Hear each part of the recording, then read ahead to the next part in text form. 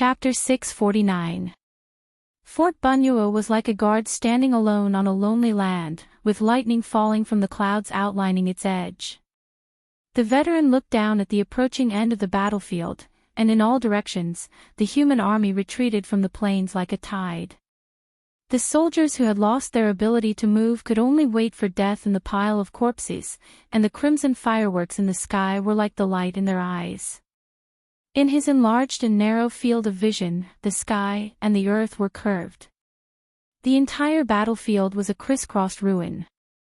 Broken weapons, armor, tattered flags, and the corpses of the guards were stacked together, forming a strange doomsday-like scene. Even the clouds had turned scarlet, and the lightning was like thorns that coiled around them, occasionally lighting up this world.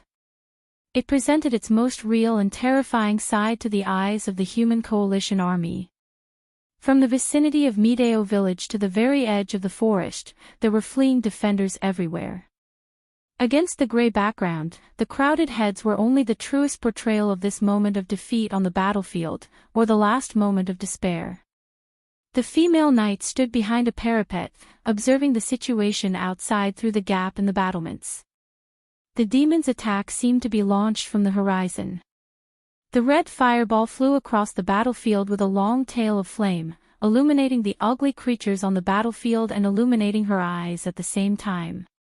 She laid her hand on the dark wall, which was covered with cracks and blood spreading in the ripples of the water. The corpses of the Royal Knight Academy students were neatly placed in a row, as if to maintain their greatest dignity, but in any case, only a lifeless shell was left. No one had ever experienced such a terrible war. The people on the battlefield, whether they were the sons of farmers, the sons of craftsmen, the descendants of nobles, or the extraordinary knight and missionaries, completed their equality in the face of death for the first time. There was no difference. Freya even heard someone sobbing in a low voice. It was the civilians hiding in the basement under the castle, including women and children. All the men who could fight had picked up their weapons. But unfortunately, determination could not change the situation of the war, and anyone could smell the scent of failure in the cold air. The building was about to collapse. The female knight clenched her fists so hard that her metal gauntlets were deformed. There was only one name in her heart, and she firmly believed that he would be able to lead everyone out of this hopeless situation. Back then, when they were escaping from Fortress Reden, the refugees had also lost hope, but he had still promised them a miracle. At that time, Brando was so confident that everyone was convinced, including her. "Can't you hold on a little longer?" "But Your Highness and the others are still ahead, aren't they?" Bessie's voice came from behind him. She cried out in grief and indignation. The Wongli Knight Regiment had paid a heavy price. Every one of them who was buried here was a familiar face from the past. They could accept the sacrifice, but they could not accept that all their previous efforts were meaningless. Compared to that, they would rather die here. To avoid tasting this suffocating despair. The princess was dead, and Erwin was on the verge of destruction.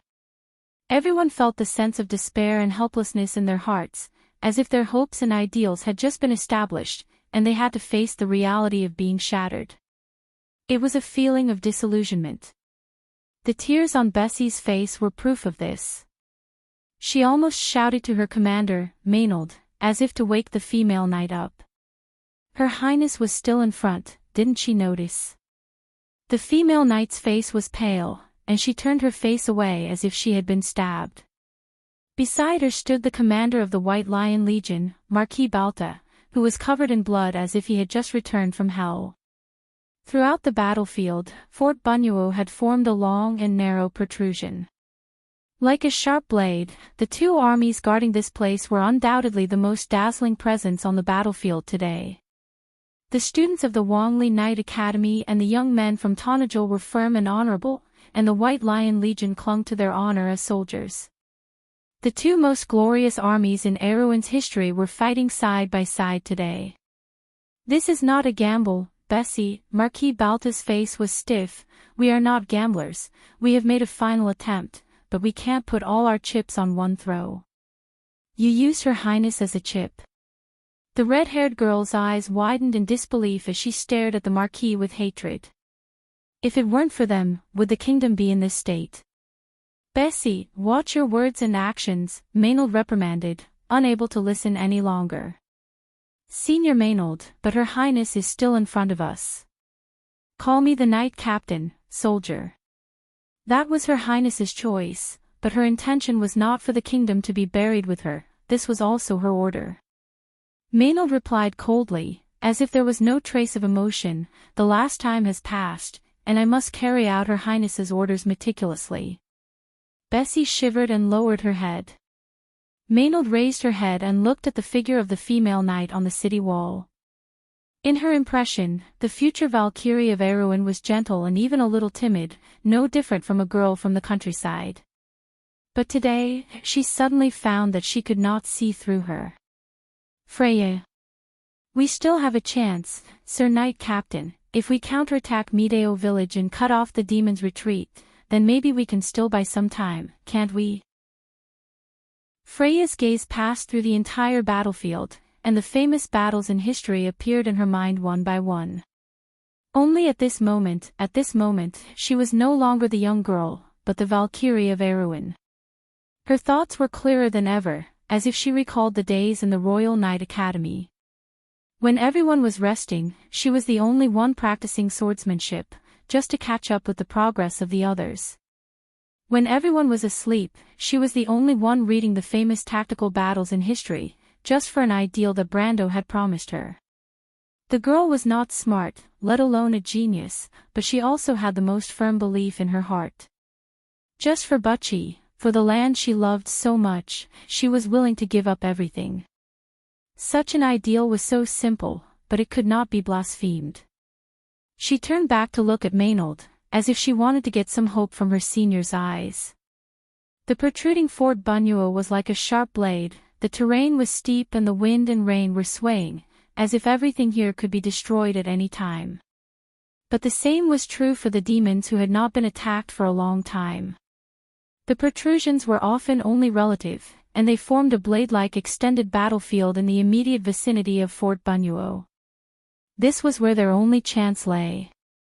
When everyone thought that the situation was hopeless, the girl stubbornly found this point. It was theoretically feasible, but the possibility of actual success was slim. It was a clumsy approach, and everyone understood that. But Maynard knew. Regardless of whether the plan succeeded or not, it could at least persuade Wood and the nobles in the north to delay their retreat.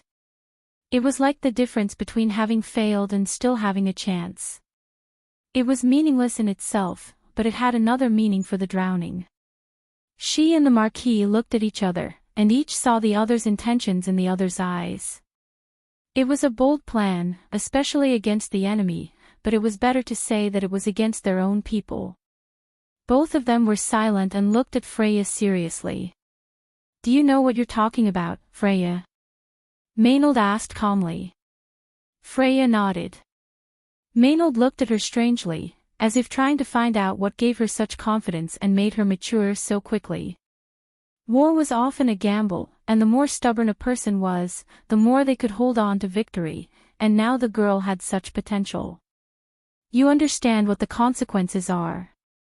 If the coalition army is completely wiped out here, what will be waiting for this kingdom? Do you really understand the consequences of doing so?" Marquis Balta also stared at Freya. The girl from Butchie was slightly stunned, as if she was in a trance. But in the end, she nodded firmly. Maynard sighed. She glanced at Beth beside her.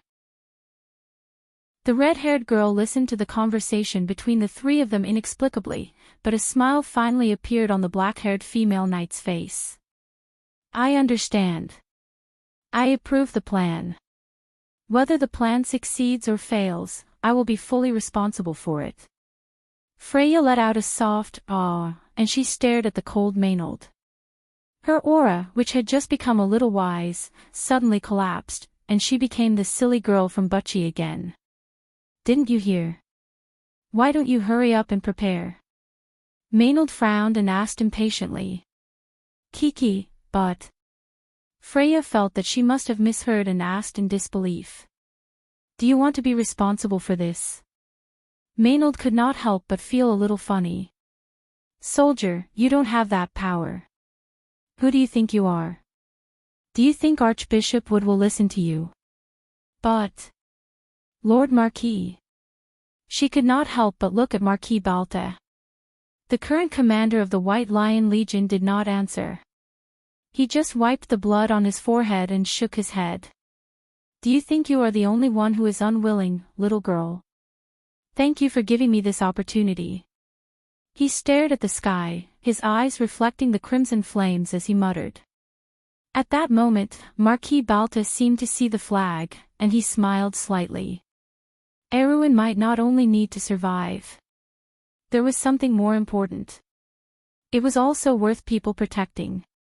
There were some choices regarding the future that the White Lion Legion had made in the end.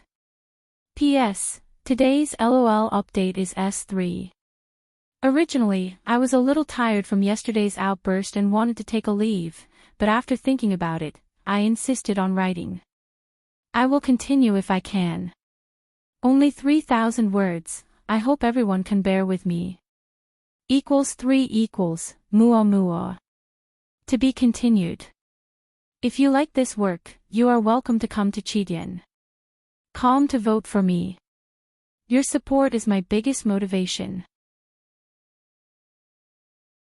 Chapter 651. The final counterattack plan was quickly approved. Freya didn't know how Maynard and Balta convinced the nobles. Perhaps Archbishop Wood really thought this was an opportunity. In any case, she managed to temporarily stop the army from retreating. This was the last chance. In the next 20 minutes, it would determine whether the human coalition could win the right to confront the demons for the next hour. It sounded incredible, but here today, Erwin's hope was only this. The heavy rain was filled with a refreshing chill, as if a steel blade was stuck to it. Marquis Balta divided the garrison of Fort Bunuo into two, merged the main force of the White Lion Legion into the cadets of the Royal Knight Academy, and then handed the army over to Maynard to personally command. This was something that would never have happened in Erwin in the past. The nobles would never give up the army and power in their hands. Their greed made them cling to what they had in their hands like cold ghosts. But when Balta handed over the command, the head of the legion said to the female knight, "I'm handing over the White Lion Legion to you, my lady." With a simple sentence, the female knight's cold face couldn't help but be moved. She thought for a moment before taking the White Lion Legion's flag without saying a word. The rain was heavy. Whether it was those who stayed behind or those who were about to rush to the front line, the future was equally bleak for them. But such a dangerous situation was not worth mentioning. The command sounded long and loud, and the city gates slowly opened. The battlefield of blood and fire seemed particularly real and close in Freya's eyes at that moment. The bright flames across the night seemed to draw the battlefield closer. The tremors caused by the explosion swept across the entire area from time to time. She saw the city gate creaking and shaking with her own eyes. Senior Maynard was riding a warhorse not far in front of her, only a step ahead of her. There were a few familiar faces in the team on the side. Owen, Beth, and the future Erwin's three aces, Carlo and Enrique. The older Carglass was leading his White Lion Legion. The grey troops filed out, and the demons soon discovered the movements of the humans. An army of hellhounds appeared on the battlefield.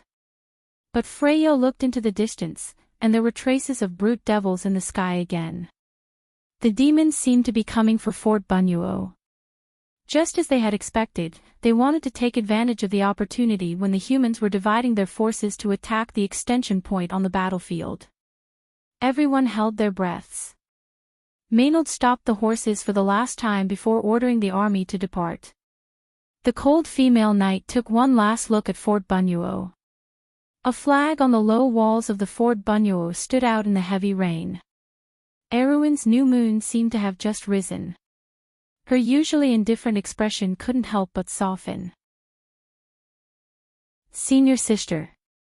Freya noticed the female knight's abnormal behavior.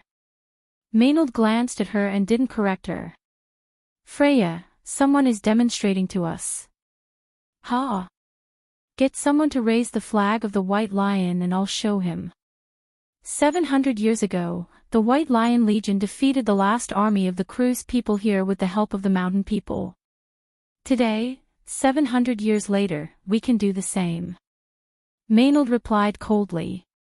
When Marquis Balta saw the familiar flag fluttering in the rain, even though he had been in the army for nearly 50 years, his eyes couldn't help but heat up. He suddenly remembered the first time under this flag, when the old Legion commander personally taught him the glory of the White Lion. The glory of the past was so dim at this moment, but it still shone slightly. It was like a spark bursting from the residual heat under the ashes. The Marquis stood in the rain and thought a lot at that moment. The first time he put on the armor of the White Lion, the first night duel, the first time he rode on a horse, the first time he breathed in the cold air of the battlefield into his lungs, and the various conspiracies and struggles that followed. But every subsequent victory couldn't compare to the pure pleasure of defeating the enemy on the battlefield for the first time. For the first time in nearly 2 centuries, the White Lion Legion was not proud of victory, but of protecting something, as if returning to its original purpose. He smelled the slight smell of blood mixed with the smell of earth and the wind on the battlefield in front of Bunyuo, as if he had returned to the magnificent battlefield, facing the army of the Holy Cathedral of Wind. At that time, the Sword Saint was still there, Lider was still in command of the White Lion Legion, and he was just a little knight. But everything had changed. Whether it was the flag fluttering on the battlefield, the coat of arms of the knight, or the faces around him, everything had become different.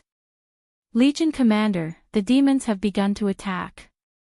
You don't have to report this to me, I can see it. Balta replied. The demons on the field were like a red tide, and as far as the eye could see, they were densely packed with those ugly creatures. After the last attack, Fort Bunyuo had a few minutes of respite, but now the demons had discovered the humans' intentions and were ready to take this opportunity to pull out the spike that had pierced their throats in one fell swoop. After the division, the strength of Fort Bunyuo had become even weaker. But the soldiers who were chosen to stay behind had no complaints. Most of them were the older and more experienced group of the White Lion Legion. These people gathered on the city wall with a generous heart, and their silver-gray armor formed a thin human wall. Troglodyte slave soldiers detected, expected to enter range in 1 minute. Pay attention to the brute demons in the air, lift the rainproof cloth on the ballista, the city wall is in position, block the gap. The commands were passed down one by one, and the messengers roared at the top of their lungs, as if they were using all their strength to shout out the last trace of courage. A wave of arrows swept over Freya's head, and she and everyone around her couldn't help but shrink their necks. There was a road for carriage traffic near Fort Bunyuo leading to Mideo, but that road had long been blown up by the demon spells, and the soldiers had to move along the riverbed of a stream. After crossing the bottom of a stone bridge, the walls of Mideo village appeared in sight. Behind them, traces of cave lizard archers could be seen. It was an underground creature that looked a bit like the lizard men on the surface. However, they had brownish-yellow skin and pale eyes, and were more adapted to fighting in the dark. But there were more imps, and Freya could see their disgusting crimson skin at this distance. Knight Captain, there's a group of hellhounds behind us. Someone shouted in the wind and rain. Don't worry about them, tell me, is the flag still there? Someone looked back in the direction of Fort Bunyuo. Knight Captain, the flag is still there. That's good, let's move on. Another wave of arrows rained down, and the row of White Lion Legion soldiers in front fell to the ground. Then 3 ballistae whistled through the crowd, one of which flew past Freya and hit Bess behind her. The straightforward girl screamed as she was dragged out of the horse and disappeared into the darkness in a flash. Bess! Freya let out a miserable cry. But Maynard shouted coldly, don't worry about her, any of us could die here. Keep moving forward with the will of the dead, everyone, don't look back. The White Lion Legion's flag was passing through the battlefield. Marquis Balto was covered in blood as he watched the sacred white lion become smaller and smaller in the rainy night. An old man in the White Lion Legion once told him that the white lion had a soul. Back then, it had promised King Eric to turn into a heroic spirit to protect the White Lion Legion. Therefore, the soul of the Legion was entrusted to this lion. Of course, this was just a legend. Marquis Balto never believed such a ridiculous rumor, but he had to admit that such a soul did exist in the White Lion Legion. But it was not entrusted to the lion, but to everyone in the Legion. The cavemen had been repelled, leaving corpses between the broken walls. They were originally cannon fodder, but it was a pity that many of the White Lion Legion would forever be buried in this wave of attack. The soldiers on the city wall watched as the cavemen flooded the ruins like a receding tide, but many huge figures appeared behind them. Hellhounds and brute devils appeared on the battlefield. The second wave of attack came in the blink of an eye. Be careful of the sky. Martha above, there's no end to this. Someone looked at the ugly creatures in the darkness and could not help but mutter, do you think the nobles behind will come to support us? You're daydreaming. A burst of low laughter filled the city wall. In the midst of this laughter, Marquis Balto wiped his face and turned back to ask, where are we now?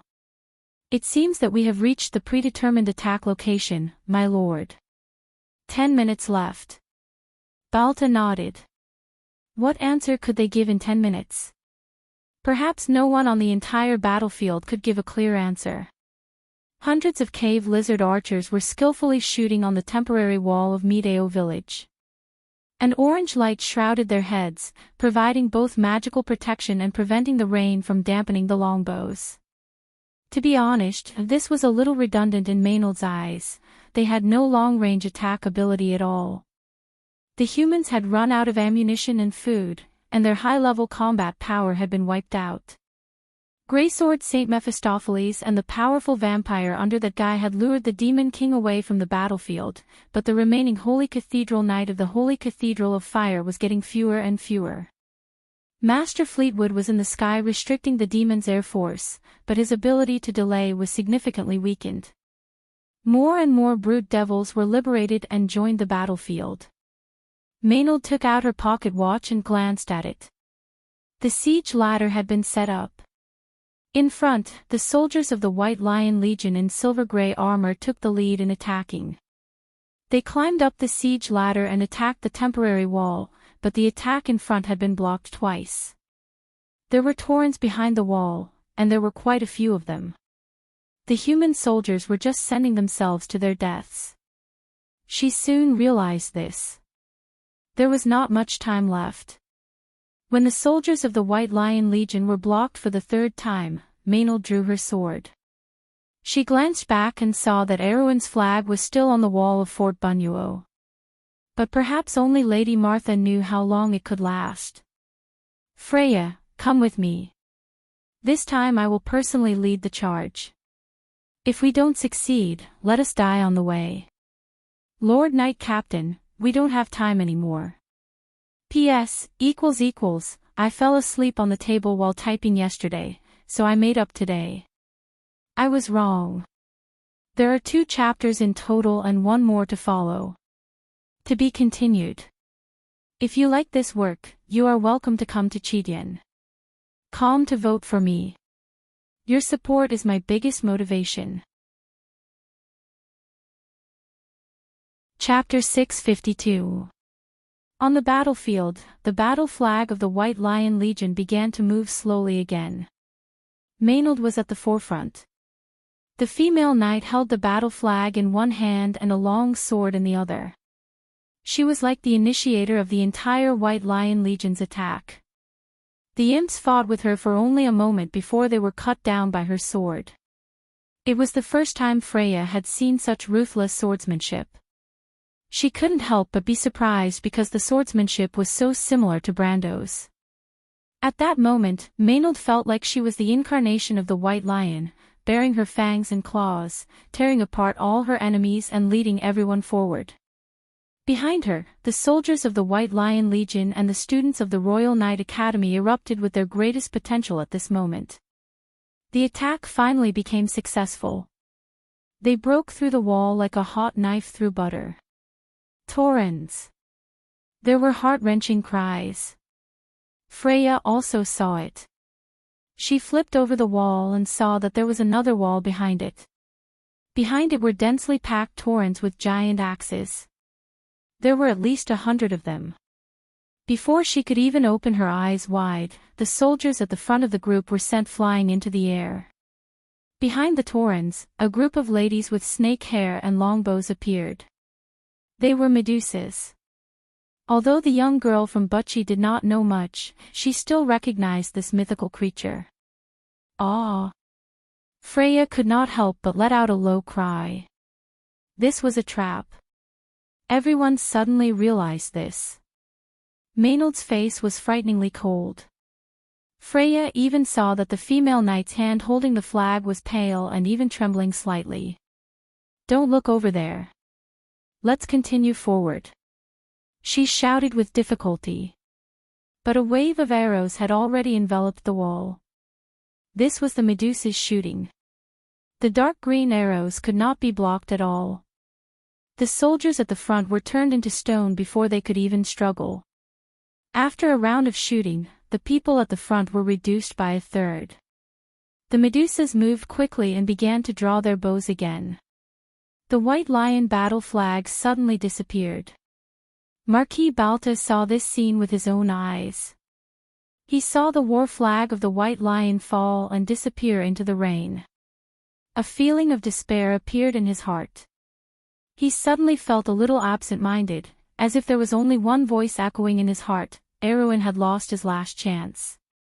"Lord Marquis, watch out." A brute devil swept past the city wall and brushed past Balta. The Marquis was momentarily distracted, but his hand was already empty. His long sword had already been pulled away by the brute devil. Startled, he turned around and saw a horned demon jump in front of him. What a terrifying aura. This was Balta's last thought. The longhorn demon had already mercilessly grabbed him by the neck and pulled him up from the ground. The Marquis, who was more than one level below him in strength, had no room to resist. "Sir Marquis." "Legion Commander." Amidst the screams of the White Lion Legion, Balta completed the final journey of his life. At that moment, he seemed to see a light in the darkness. A tall and familiar figure stood there, just like on the battlefield. The Marshal. The longhorn demon effortlessly broke the neck of the Marquis Erwin, the commander of the White Lion Legion, and threw the lifeless body aside. Then it stepped on the Erwin flag on the city wall. It looked contemptuously at all the human soldiers in the city. In its opinion, the soldiers here were simply trash. Even the worst creatures in hell were stronger than them. If it weren't for the fact that the portal couldn't transfer more high-end troops for a while, this place would have been destroyed 10 times over. It was really tired of dealing with these bugs. But in any case, this damn Acropolis was finally taken down. Acropolis Bunuo had fallen. In the crystal ball, Wood saw the flag disappear in the rain. He finally realized the fate of defeat. Erwin would be destroyed because of this, and his path would end here. No one knew better than him what this incident meant to the Holy Cathedral of Fire. He could almost imagine that he would lose everything in the past. But more importantly, the Holy Cathedral of Fire would be humiliated because of this. The old man couldn't help but cover his face and sigh deeply. Everything was his fault. Let's get ready to retreat. I believe they will regret it if we go against the wishes of those nobles. The once illustrious officiator could not help but reply helplessly at this moment. Please wait a moment, Archbishop. Yura, who was sitting at the side, suddenly spoke. Everyone turned their heads to look at the blind girl. A spear appeared in Freya's field of vision, and the lightning arc on the spear blade jumped onto the tower in an instant. The spear blade moved forward and pierced the monster's chest. Blood spurted out, and then the girl with a long ponytail pulled out the spear and made the monster fall to the ground. She looked at her with some curiosity in her golden eyes, and then reached out to her. "Are you Freya?" "I am." Freya knew the girl. "Are you Scarlet?" The girl smiled slightly, revealing her cute canine teeth. "Yes." "Have you seen Medisha, Freya?" Freya shook her head. She covered the wound on her shoulder with one hand and looked around in panic. Soon, she saw Maynard lying in the ruins. "Senior." Her heart tightened, and she rushed over there. The black-haired female knight's eyes were closed, and her breath was weak. An arrow was stuck in her chest, but even so, she was still holding the White Lion Legion's battle flag tightly in her hand. As if hearing Freya's call, Maynard opened her eyes with difficulty. She narrowed her beautiful eyes and stared at Freya. "Freya, listen carefully. Senior, take this battle flag. You are the commander." Has it already failed?" Freya looked at Maynard's serious face, but she always felt that Maynard's care for her was more like a family member, or more like an elder sister. She did not have an elder sister, nor did she have an elder brother, so she especially cherished this relationship. Maynard smiled at her, but it was an ugly smile. "Go, Freya." "But you?" "I'm not dead yet." Maynard smiled, but it was uglier than crying. "Go, this is an order, you idiot." "I believe in you." "Why do you believe in me?" Freya did not understand why Maynard and Brando always believed in her unconditionally. She did not know anything, and she could not learn anything. Compared to the others, she was as clumsy as an ugly duckling. Everyone had fallen, including Maynard, Carlo, Inlock, and Mock. Only Breton and Carglass were still fighting for the last time. She turned back and looked at the scattered battles near Medeo village. Due to the loss of command, defeat seemed to be in front of her eyes. What could she do? But Maynard seemed to see the girl's confusion. She smiled at her and mouthed something to her. Freya did not understand what it meant, but as a mercenary, Scarlet understood. "Because you are the goddess of war, silly child." "Because this is my request, Freya, okay?" Maynard asked weakly. This sentence made the girl from Butchie clench her fists. Throughout the battlefield, the soldiers of the White Lion Legion had begun to retreat. But Freya turned back. "Scarlet." The girl with a ponytail looked at her in confusion. "Can you help me?" Scarlet did not answer. She knew that Brando trusted this girl because she had followed Brando for the longest time. Brando was not afraid to sigh with her about the people and things around him. The girl was very satisfied with such a life, although she just listened quietly. Then she nodded. "Thank you." Freya took the White Lion Legion's battle flag and took a deep breath. Although the tension was not washed away from her, she took one last look at Maynard. She leaned the female knight against the battlements and replied seriously, "Senior, I will let this battle flag shine on the battlefield as long as I am alive. Erwin will not perish. The death of Marquis Balto was like the final death knell of Fort Bunuo." At that moment, the entire battlefield seemed to collapse. But in every corner of the city, the officers of the White Lion Legion were still holding on to the final battle. "Owen, do you still remember the book called Summer of the Wisteria?" The young officer of the White Lion Legion in silver-gray armor stood in the heavy rain, as if he had not recovered from his failure. Marquis Balto was dead, and the White Lion Legion seemed to have come to an end after a series of failures. Countless demons rushed to the top of the city, bringing with them an aura of despair.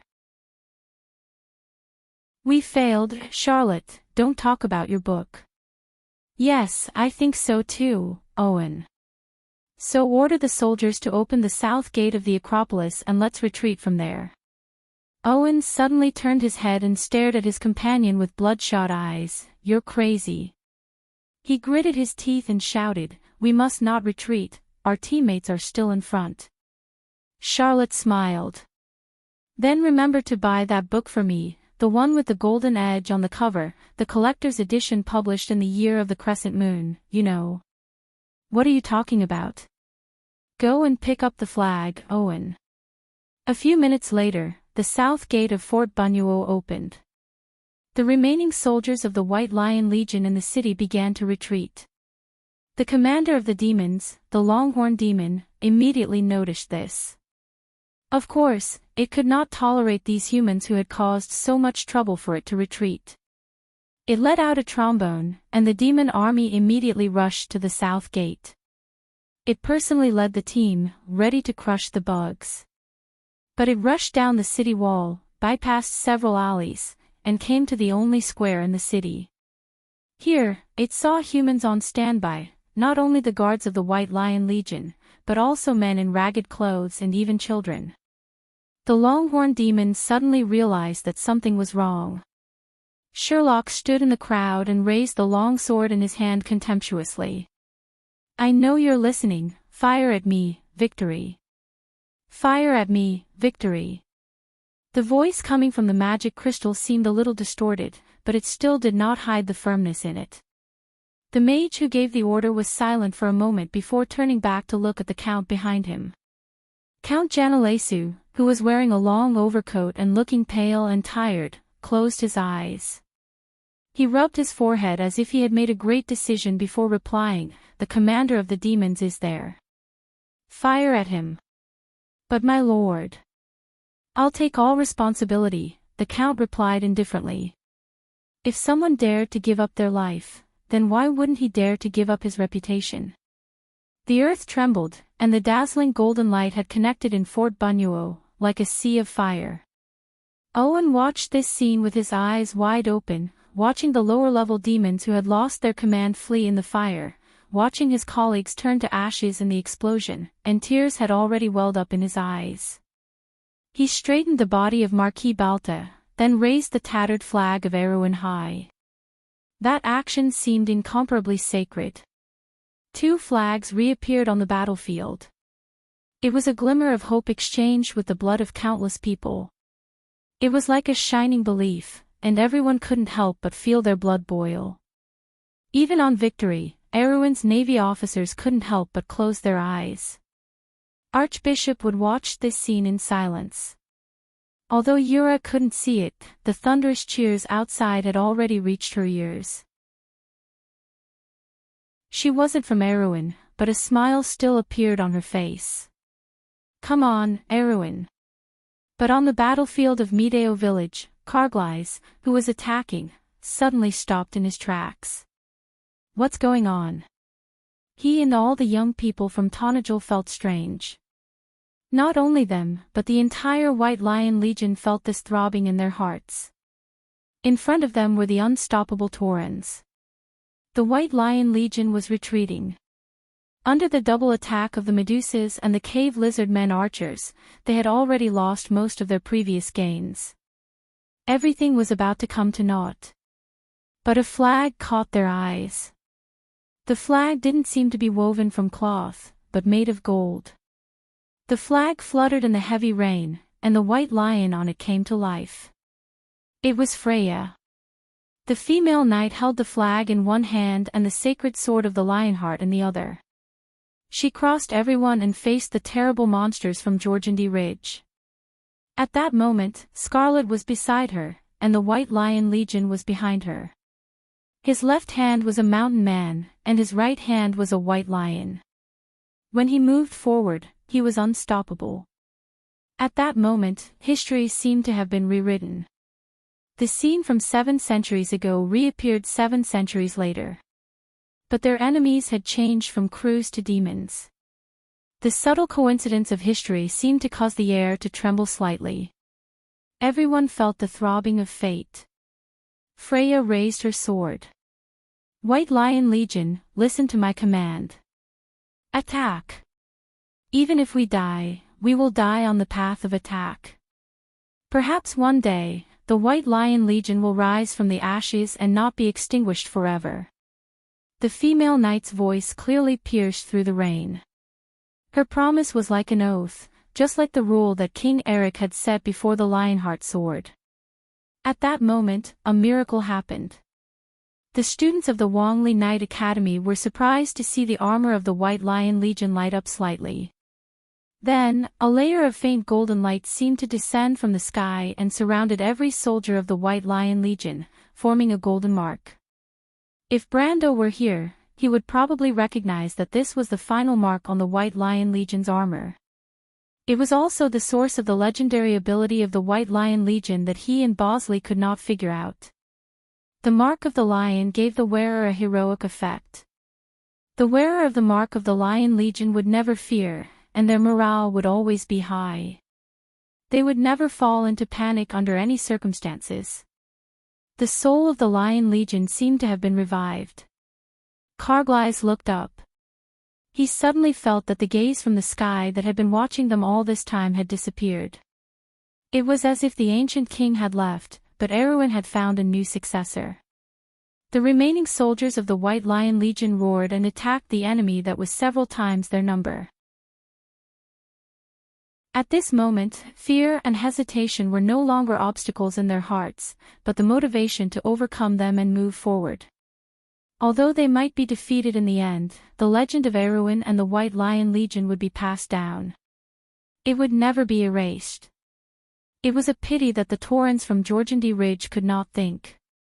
Otherwise, they would tremble at the thought of facing an army that had abandoned everything. But in the face of these indomitable humans, the only thing they could do was raise their giant axes. Perhaps they didn't quite understand why these humans could accept it so calmly even though it was clearly a failure. To the creatures from the dark underground, survival was the only glory they had. Behind the Taurens, the Medusas also raised their bows. The two armies clashed against each other. Courage, glory, and the desire to survive were all mixed together at this moment, and they were no longer separated. The humans had sacrificed a great deal to achieve a temporary stalemate with the Taurens, but the price was a heart-wrenching loss. Freya rushed to the front, her sword so firm that it seemed like it could cut through all obstacles. Scarlet looked at the back of the knight with some admiration, but it was not her courage that moved her, but her unyielding faith. It was the first time she knew someone could be so determined to fight alone without relying on others. It was a temperament that made her admire him.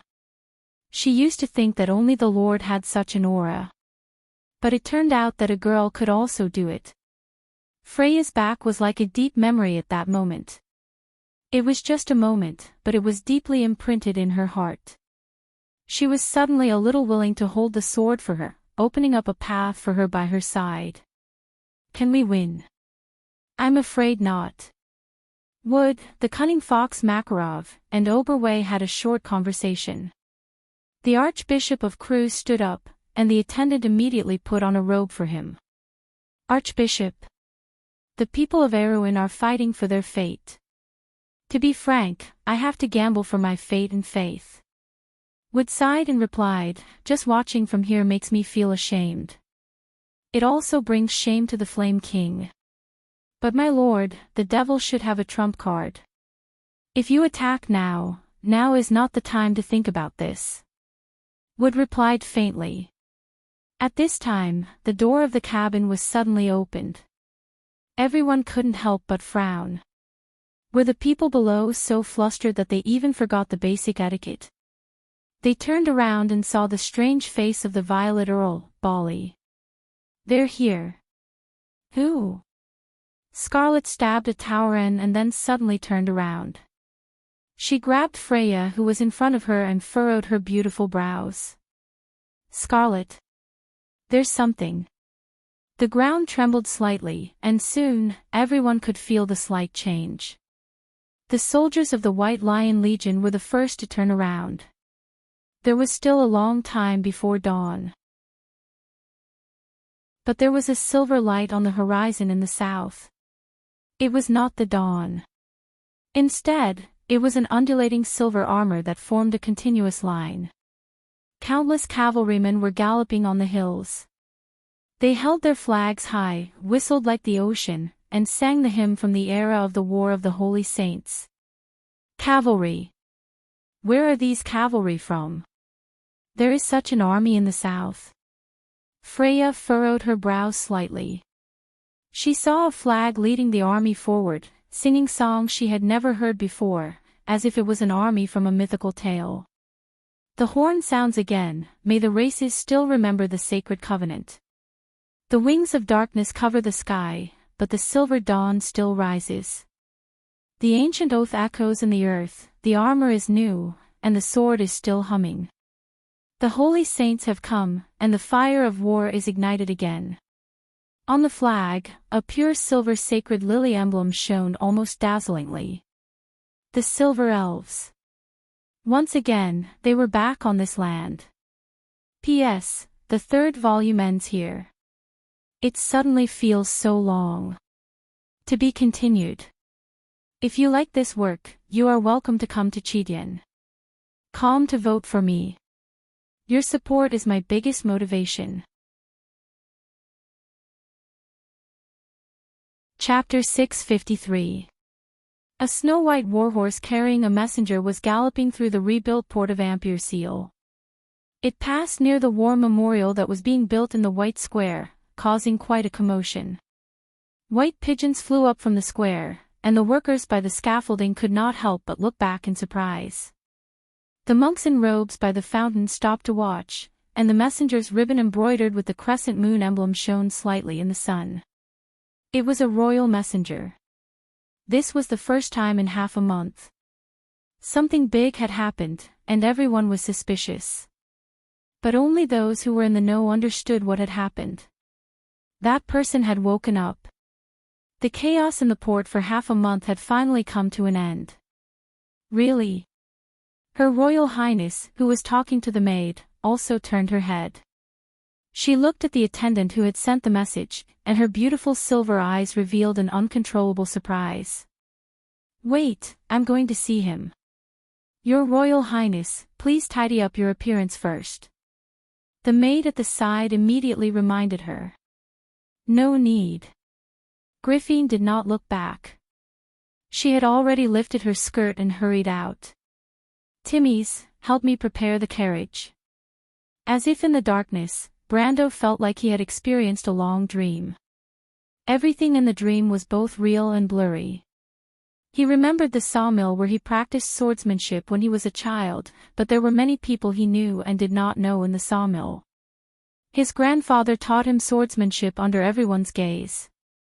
After a while, there was a scene of tall buildings and endless traffic. His senior was wearing a gray trench coat and a thick scarf. She was reading something in a bookstore on the other side of the crosswalk. He desperately called her name, but she did not seem to hear him. He rushed across the road, but the scene changed again. Everything went dark, turning into a tranquil lake shore. A tall tower stood by the lake, and a black moon was reflected in the water. Bits of starlight floated in the sky. This grotesque dream seemed to be hinting at something. Brando waited alone towards the tower. He saw the shadow of a wolf walking through the forest, and it made him shudder. Suddenly, the whole world shook again, as if the dream had been pulled out of his mind, and the scenery began to collapse. The binding light broke through the darkness, and then his eyelids moved. His eyeballs could feel the faint light outside through the capillaries under his eyelids. At that moment, his 5 senses that had been silent for a long time seemed to be working again. He first heard the chirping of birds, as if it was a pleasant morning. However, he lay on the warm bed and pondered for a moment before he remembered everything that had happened.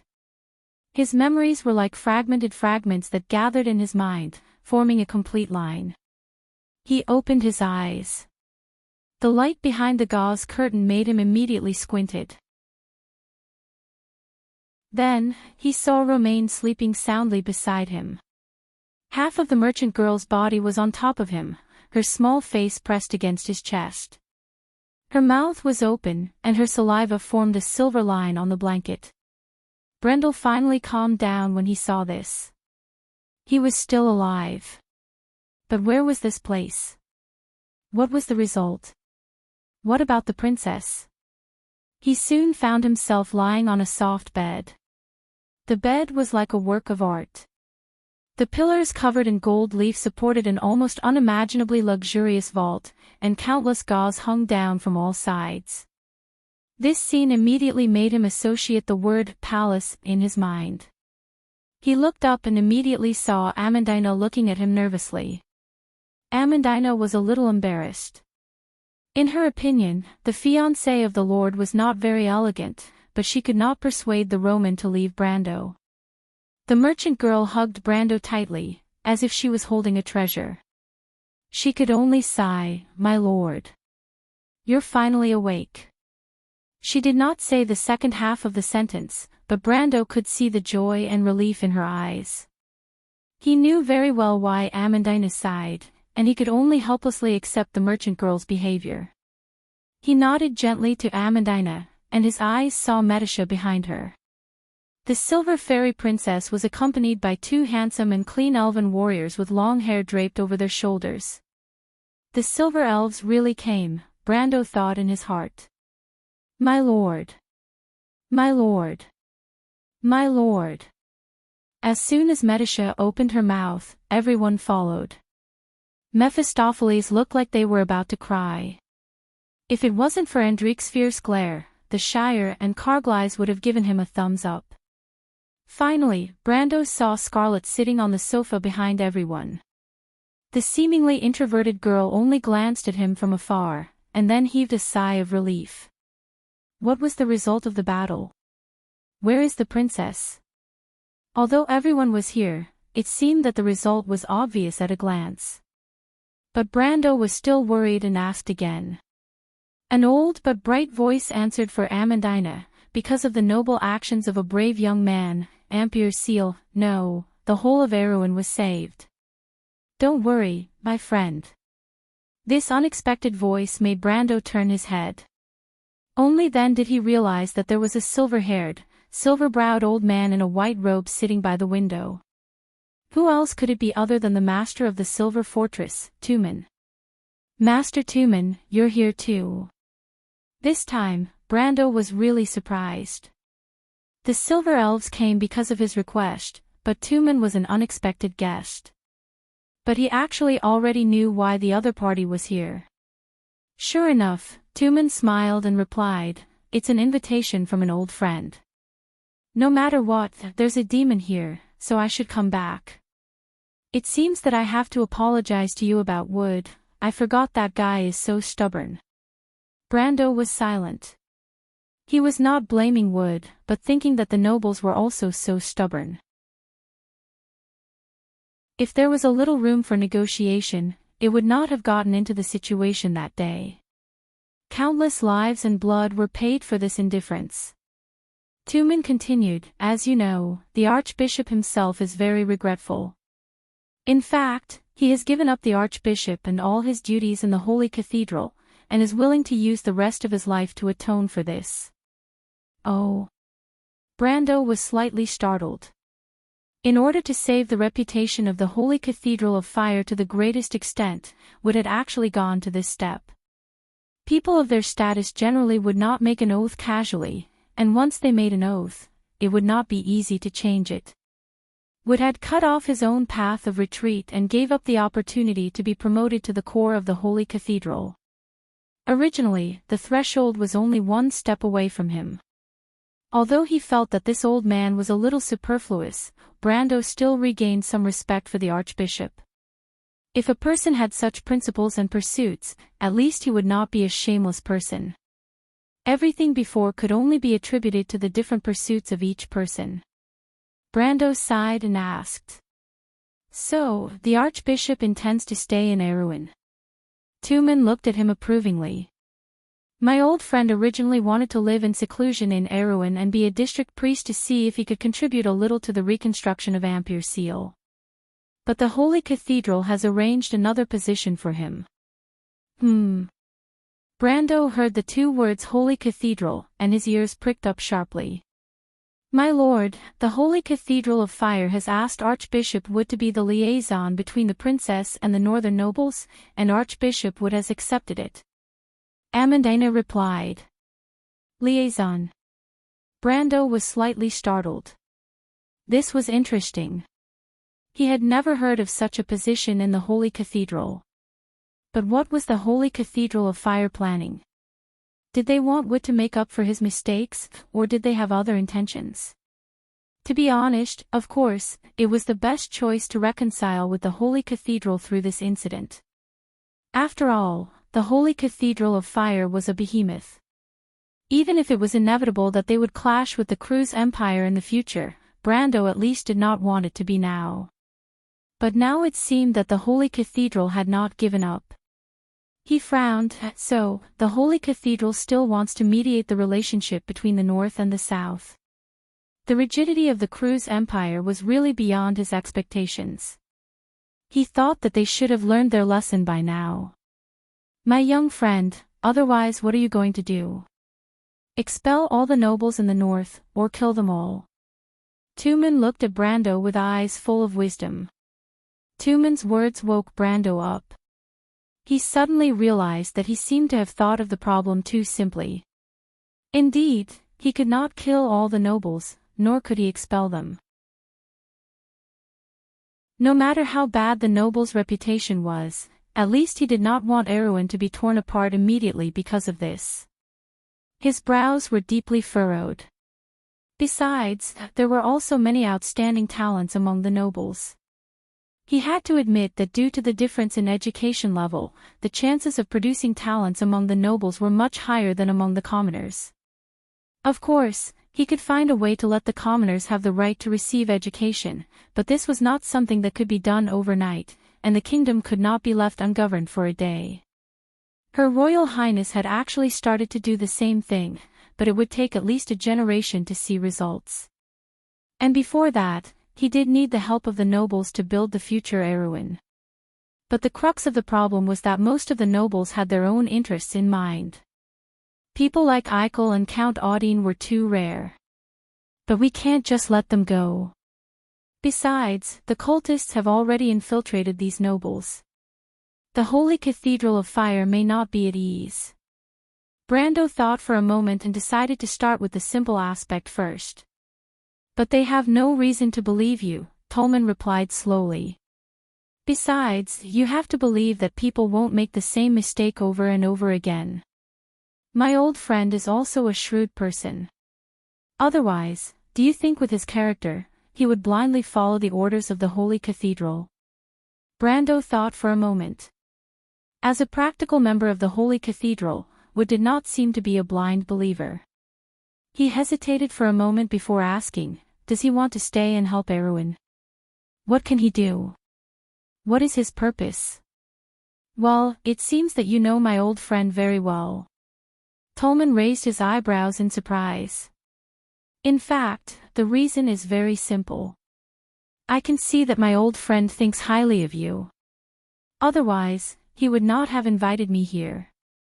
Archbishop Wood, Brando heard an incredible message from Tolman's words. Wood actually wanted to make peace with him. He suddenly realized that Wood must have realized some of the drawbacks of the Holy Cathedral of Fire from this disaster. Could it be that this guy wants to change the way the Holy Cathedral of Fire does things? He shook his head and threw this terrible idea out of his mind. So, how is he going to deal with the nobles in the north? I don't know, but you'll understand when you see that person, Wood replied. Who? You'll understand when the time comes, the master of the Mithril Fortress smiled mysteriously. Let's talk about your physical condition first. I'm curious how you could survive with that kind of injury. I'm afraid that even the silver folk don't have this ability. Brando was slightly startled. He suddenly remembered that he seemed to have fought with the Titan that day. At that time, his HP had dropped to less than a few thousand. Of course, it was negative. It could be said that even if there were 10 priests surrounding him to treat him after he was unconscious, it would be too late to bring his HP back to a positive number. After all, at that time, the unyielding talent could only last for half a minute at most. But now, he was alive and well, and his body did not seem to be in any discomfort. Tolman asked him how he managed to survive. To be honest, it was a mystery even to him. He suddenly thought of a possibility. "Thank you for saving me, Master Tolman." Tolman laughed. "It's not me who saved you. You have to thank this lady." "Ha!" Brando was stunned and immediately heard a dissatisfied snort. "Humph." He turned around and immediately met the pair of golden eyes. There was a trace of dissatisfaction in the golden eyes. It was a crystal-like color, with a bright flame burning inside. It looked breathtaking, but it was full of a confident temperament. This pair of clear and transparent eyes belonged to a girl. Her owner was very short, and her long curly hair hung down playfully on her shoulders. She was still wearing the same leather armor as last time, but she had changed her expression. She did not see her sword, but she was holding a book. Brando saw that the name of the book was Erwin's Cookery Anthology. It was written in the Draconic language, but he could understand it. If ordinary people saw all this, they would think that this was a little girl full of vitality and had a hobby for cooking. But if they really thought that, it would be a big mistake. Because this little girl who was staring fiercely at Brando was actually a dragon. And it was a very angry and dissatisfied little female dragon. It was as if fire was about to come out of her mouth. P.S. Yesterday, I organized the ideas and outline for the new volume. Today, I wrote 2 chapters, but I will only publish 1. If I can write 2 more chapters tomorrow, I will publish 2 more chapters. After all, it is a new plot, so I have to leave some leeway. That's it. To be continued. If you like this work, you are welcome to come to Chidien.com to vote for me. Your support is my biggest motivation. Chapter 654. Alas. Why are you here? Brando asked a little guiltily, didn't you go back to your clan? Thank goodness, the girl named Alas just snorted coldly and did not burn the place to the ground with a torch. She frowned and replied, it's done, so annoying. I heard you did something amazing, so I came back to see you, but I didn't expect to see someone's perverted scene. What perverted scene? Brando was stunned. Ahem. Miss Amandina coughed violently in the back, making people suspect that she suddenly had some serious illness, or asthma, or something like that. The little female dragon looked back and saw everyone staring at her with their mouths agape. She couldn't help but be very dissatisfied. What are you doing here? Can't you see that I'm going to talk to this guy now? I don't like being watched like an animal, especially by humans. That Buga mage over there, what are you laughing at? Are you not human? She snorted heavily, get out of here. When she spoke in this tone, she clearly looked like a loli, but she looked like she took it for granted. That kind of arrogance seemed to be innate, and it didn't feel out of place at all. Especially when paired with her pair of majestic golden eyes, no one dared to look her in the eye. The golden bloodline was like a natural king, and such a knight naturally flowed out from her, more natural than a secular king. When did you get this habit? Brando was slightly startled. He remembered that this little female dragon did not have so many problems when they were in the forest. But his idiotic question was only met with a vicious glare. Then I'll leave this place to you, my lord. Miss Amandina looked at her lord with some sympathy, and could not help but shake her head, and was the first to leave with the others. After that, it was Tolman's turn. The great scholar had a strange smile on his face and was not offended by the little female dragon's arrogance. It was probably because it was not the first time a silver person had dealt with a gold person. Only he could stand it. Finally, the 2 silver elves and Medisha bowed respectfully to Alas before leaving the room. Soon, only Brando and the little female dragon were left in the room. Of course, there was also the sleeping Roman. The little female dragon poked Romaine's soft cheeks with her finger, trying to wake her up, but she was quickly defeated. Woo-woo, Brando, take your paws away. Let me sleep for a while. Roman mumbled vaguely in his dream, and brushed Allah's hand away like she was brushing off a mosquito. Allah's, on the other hand, seemed to have found a toy. She poked the Roman's face and said, "Your fiancée is really fun to play with. Let her stay here." "Don't treat others as toys without permission," Brando replied snappily, although Allah's was also a female, oh no, a female dragon. But he was jealous too. The little Roman's face belonged to him alone. "I didn't expect you to be so protective. He's just a pervert." The little female dragon simply let go of the Roman and sat down beside Brando. She casually picked up a grape from the crystal plate at the side, carefully peeled it, and then threw it into Brando's mouth. "Is it good? Since when did I have this title?" Brando chewed and stared at the little female dragon suspiciously. She was unaccountably solicitous, which gave him a very bad feeling. Although Allah's was unlikely to have anything to ask of him, he always felt that this was the calm before the storm. Did he offend this guy in some way? He wondered in his heart. Naked in front of the opposite sex, in the eyes of you humans, is considered a pervert, right? The little female dragon replied matter-of-factly.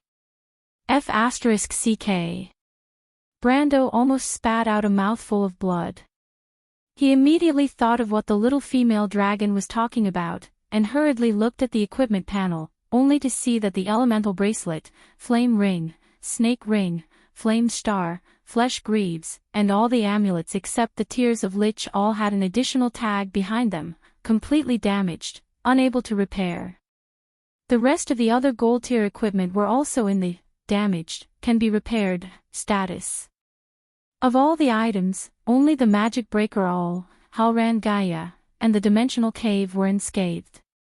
At that moment, Brando understood what had happened.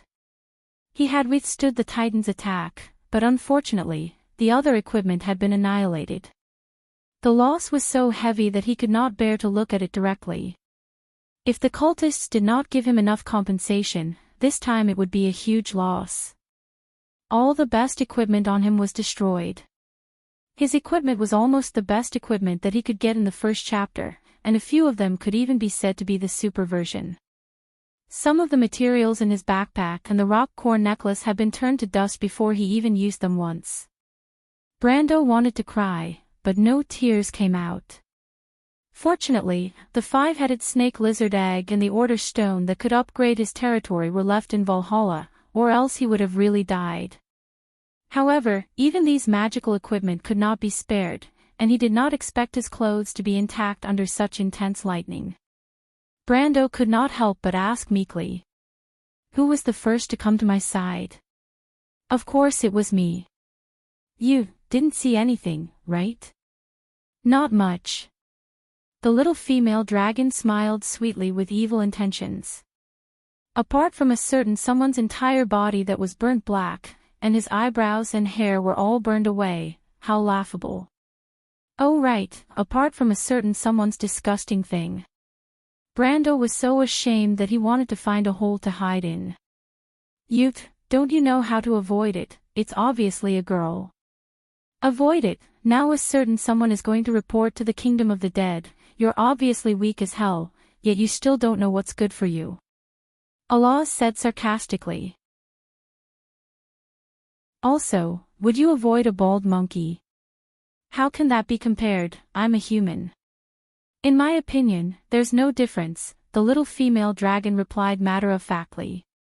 Brando then remembered that the other party was a dragon, and could not help but feel a little hurt. Speaking of which, it seemed that the gold folk looked at the iron folk much more superior than humans looked at monkeys. So, Allah's words were actually giving him face. Of course, Brando did not want this kind of face. But what made him a little uneasy was that the little female dragon said that his hair and eyebrows were all burned away, he would not become bald, right? Although he did not care much about his image, that was a little too outrageous. Unexpectedly, the little female dragon seemed to have seen through his thoughts, and snorted. "Don't worry, I've already brought it back for you. I don't want to have a pervert as a toy, I'm not that Vizia." Brando did not know who Vizia was, but she must be a hardcore person. Hearing that he did not become a skinhead, Brando finally breathed a sigh of relief. This was probably considered a blessing in the midst of misfortune. He sighed and said, "Thank you, Allahs, this is the second time you've saved me. It's okay, you can repay me by being a cow or a horse." Don't even think about it, Brando thought to himself, and at the same time asked, "Speaking of which, how did you save me? If I remember correctly, you dragons don't seem to have healing spells, right?" In his impression, the dragons were proficient in ancient string magic, known for their destructive power, but he had never heard of a dragon that was proficient in rebirth spells. Unless this guy was a freak. Actually, it's not that difficult. Ola sat on the edge of the bed, peeled a second grape and threw it into her mouth, and replied with a smile. Although opening someone else's dimension hole is a little cumbersome. Dimension hole. Wait, what did you say? Brando immediately thought of something bad. He immediately opened the dimension hole to check, and found that the remaining bottle of holy water number 1 had disappeared without a trace. Brando was a little speechless for a moment. After all this time, this guy was just using someone else's flower to present the Buddha, but how did she know that he had holy water number 1? He could not help but stare at Allah suspiciously. Don't be so stingy, saving your life is more important, right? The little female dragon comforted him casually. Besides, do you think it's that easy to save you? I don't know what kind of ability you used, your body's functions are in a mess, but you're still alive and kicking. But it's going to be troublesome to save you. Especially when your heart function is completely failing. Allah said proudly. So I changed it for you. What did you change it for me? Brando suddenly had a bad feeling. Well, the best choice is of course the heart of gold. The bad feeling suddenly turned into a burst of ecstasy. Brando asked loudly, "Wait, you mean the legendary heart of gold that will never be harmed, the indestructible heart of gold? The legendary heart of the golden race that truly has eternal life?" Brando's voice was almost trembling. The heart of gold had actually appeared in the game. Its attributes were that the maximum HP was doubled, its own defense was doubled, its HP recovery ability was increased by 300%, and the heart was no longer a vital part. The other 3 attributes were okay, but the last attribute was simply too overpowered when combined with his unyielding talent. At that moment, he simply wanted to jump up from the bed, hug the little female dragon and give her a big kiss. Hey, you know quite well I'm talking about that. You changed that for me. Originally, Brando was still a little awkward about things like changing hearts. It did not matter in the game. But here he was a living person, he always felt that if he changed some parts, he would become a monster. Of course not. Allah shook her head. You don't expect me to have something ready-made, do you? Who would know that you'd break your heart for no reason? I had no choice but to stuff the Titan's lightning core into your body. Fortunately, that thing is pure energy. Otherwise your little body would not be able to fit it in. Brando almost vomited blood. Damn, you can't mess around like this. He felt a burst of bitterness in his heart. It sounded like she was experimenting on him. Is there a human who uses a Titan's lightning core as a heart? Wouldn't that be replacing the blood and the blood vessels with electricity? He imagined himself being cut by a sword in the future, and the scene of lightning spurting out of the wound. He could not help but feel a chill down his spine. I say, why do you look so defeated, like you're about to die? Allah immediately noticed Brando's abnormality. Are you doubting my skills? Brando stared at Allah, the look in his eyes saying, I'm very doubtful. Damn it, why don't you check it out yourself? Brando was slightly startled. Originally, Allah wanted him to try and feel his own physical condition. This was an ability that all powerhouses who had entered the elemental realm had, but Brando immediately opened his attribute panel. He found that his attributes were all normal, his health was very good, and his eyes swept over the mana value and mana recovery column, and suddenly he was stunned to find that it had more than doubled. More importantly, the originally high willpower attribute had increased by another notch at this moment. And there was an additional label, Energy Enhancement, behind it, obviously due to the lightning core. But in theory, the lightning core should belong to the equipment category, and Brando was a little confused that he did not find the existence of this thing in the equipment column before. He subconsciously opened the panel of the enhancement crystal, and was stunned. He saw that the Undead Knight crystal was still lying quietly in the position of the arm enhancement slot, and there was a dazzling thing like the sun in the torso enhancement slot. Lightning core, mana value, mana recovery doubled, willpower plus 20, wind elemental pool expansion doubled. There was a shiny golden label behind it. A fantasy enhancement crystal core. Brando was a little speechless for a moment, not knowing if he had profited from a disaster. Purely in terms of gains and losses, this crystal alone was completely worth the price of the equipment he lost. But the question was, what did he want to do with the expansion of the wind elemental pool? He seemed to have only 1 or 2 cards that needed to use the wind element. Brando was still in a daze when the little female dragon suddenly came over. When he came back to his senses, he saw a pair of sparkling golden eyes carefully looking at his face. Allah's action startled him. What are you doing? You have a lot of secrets on you. I just saw the fluctuations of the elements. You were checking your elemental pool, right? It's strange, you haven't activated your elemental activation. How did you do it? The little female dragon stared at him with burning eyes, and before, you were so badly injured, you should have died in an instant. That's weird. Aren't you going to explain? Explain what? Brando asked guiltily. How could he explain that the NPCs did not have bloodline talents at all? Or that he was actually a player? It would be strange if the little female dragon didn't kill him with her claws. More importantly, these were his biggest secrets. The silver wizards of Buga liked to study freaks like him the most. He did not answer. Alaz had already moved the tip of her nose and sniffed him. She wrinkled her nose and whispered, sure enough, sure enough. Brando suddenly felt a little strange. Because the little female dragon's whole body was about to climb onto the bed at this time, she buried her little head and sniffed along his collar, her curly hair rubbing his face, making him feel itchy. A girl's delicate fragrance lingered at the tip of his nose. The fragrance seemed to have a kind of magic, making him feel his blood begin to heat up. Soon he felt his whole body heat up. What are you doing? Stop right now. Brando had a headache. Of course he knew what was going on. He actually had a reaction. The other party looked just like a naughty loli, with no breasts and no butt, not to mention compared to his senior, even the half-fairy princess was slightly inferior. But at this time, he actually felt his heartbeat and blood flow begin to accelerate. For a moment, he wondered if he was a pervert.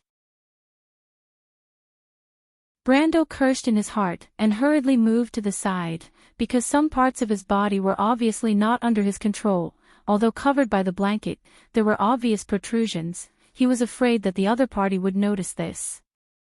Unexpectedly at this time, the little female dragon suddenly turned around and stared at him vigilantly, bared her teeth and asked, "Are you thinking of something bad, perverted human?"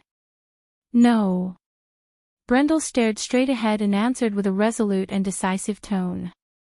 What a joke! He did not dare to let this terrifying female dragon discover the truth. Who knows if she would spit fire at him, and Miss Merchant would be a widow for the rest of her life. Is there really nothing? The little female dragon snorted proudly. She suddenly flipped over and sat on him. Although she did not ride on that important part, it still made Brando's expression change. But the scarier thing was yet to come. She lowered her head and bit the tip of Brando's nose, and said softly, "Brando, you are a perverted human." Brendel felt a chill run down his spine. The little female dragon's hot breath surrounded his sense of smell, with a kind of sweetness that made one's imagination run wild. Even the arrogant tone of this flat-chested loli when she spoke became cute in his eyes. There was definitely something wrong here. Brando vaguely felt that this was some kind of conspiracy, but his body was still a normal man after all, and he reacted very honestly. The little female dragon looked at him contemptuously, and suddenly grabbed a key part of his back. Brando suddenly groaned. If one looked closely, it was not difficult to see the blue veins on his forehead. You're a demon. Brando finally understood that the demon was here to toy with him. Humph, human with a head full of dirty thoughts. The little female dragon said softly, "You still say no, you are clearly in heat. Heat your head." Brando was sweating. "What is that fragrance on your body?" He was almost gritting his teeth to ask this. He had already found out where the problem was. The highest level of hallucinogen, a dragon specialty. How about it? How about you? You better not play with fire. Ugh. Before Brando could finish his sentence, he felt a heavy blow to his key part. If it was not for the fact that he could not move, he would have curled up like a shrimp. The cute little female dragon suddenly became a demoness in his eyes. "What do you want, perverted human?" Brando was sweating profusely. He really could not do anything. The little female dragon might look like a loli, but when she pressed her hand on his chest, he couldn't even move a finger. Humph, isn't it exciting to have an affair in front of your fiancé? Brando wanted to cry but had no tears. He could only watch as the little female dragon smiled wickedly, revealing her cute 8 sets of teeth. As a dragon, her canine teeth were as sharp as a vampire's, but very small. But it was at this time, both of them heard a soft cough coming from outside the door. It was like a bolt from the blue. Brando turned his gaze, sweating profusely, and saw Her Royal Highness standing outside the door with a livid face. Behind her stood a female official with the same strange expression. "So annoying, as a princess, you still peep at people mating." Alaz complained loudly, then lightly snorted and jumped out of bed. "So disappointing. I'll leave it to you, Brando." After saying that, he waved his hand and disappeared from the room. But Brando heard a different version of this sentence. "This is your punishment for giving my golden apple to others without permission. There will be no next time. There will be no next time." Brando felt that if he only did it once, he would lose 10 years of his life. He swore that he never wanted to see this little female dragon a third time in his life.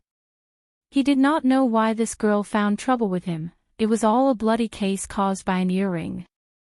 Brando wanted to cry but had no tears. Then, he heard another cold voice. "Sorry to disturb you, Mr. Brando, remember to close the door next time." Her Royal Highness turned and left. P.S. Only 1 chapter today, sob, but it's 5,800 words. I specially approve you to count it as 2 chapters. Recommend a God game, a card-type web game, AC Funds King Summon. I think there should be a lot of people who know about this. The quality of the game is not bad. The website is http://wz. AC Fun. TV, I played for a long time today. No, last night. Ahahaha, equals. To be continued. If you like this work, you are welcome to come to Chidian.com to vote for me. Your support is my biggest motivation.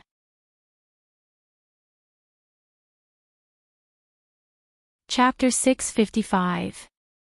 As soon as the little female dragon left, Brando finally regained his freedom. He hurriedly created a water ball and threw it on his face.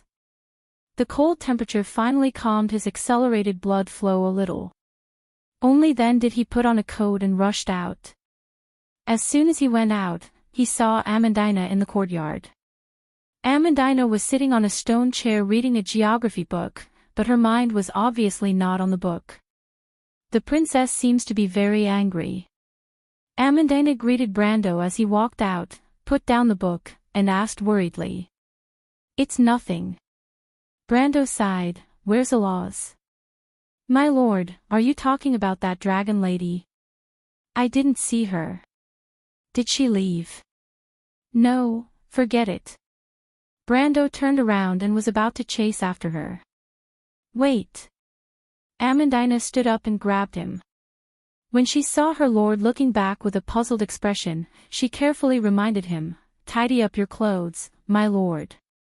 With Brando's habits, he did not pay much attention to his appearance. He just put on a coat and ran out. Amandina looked at his disheveled appearance and blushed. She reached out and straightened his collar. Brando did not pay much attention in Tonajol.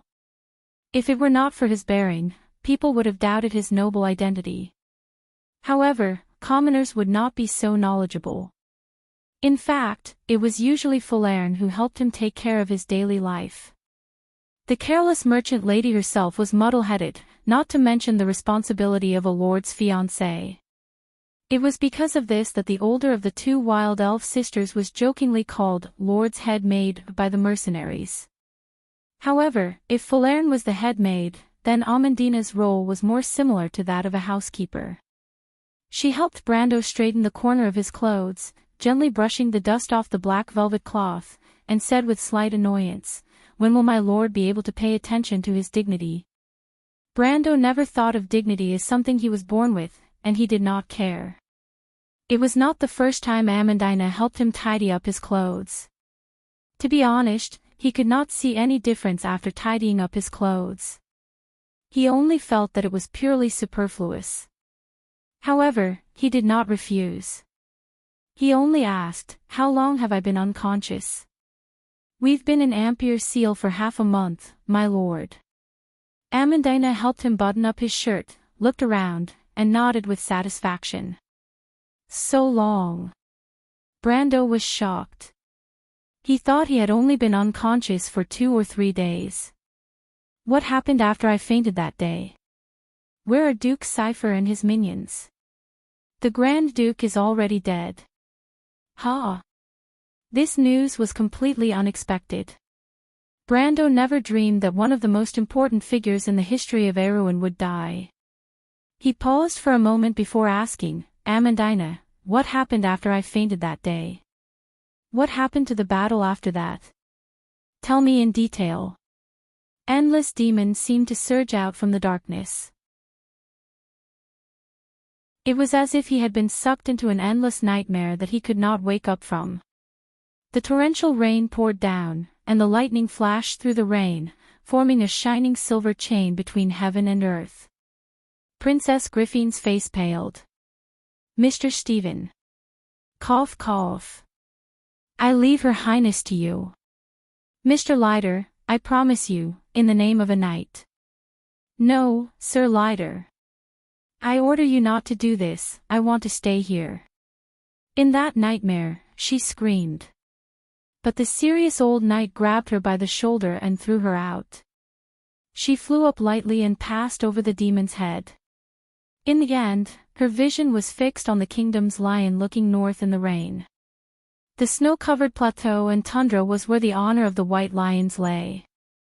It was the battlefield where countless white lions slept, where the souls of generations of heroes slept.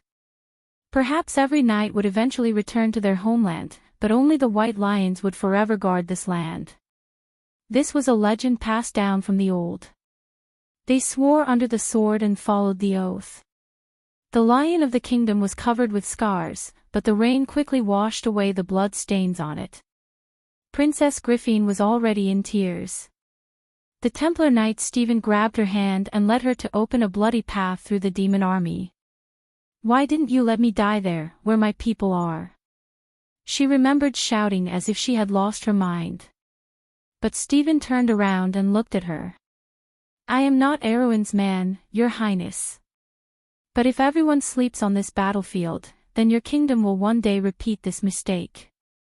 Please cherish your life, you are not living for yourself." "Yes."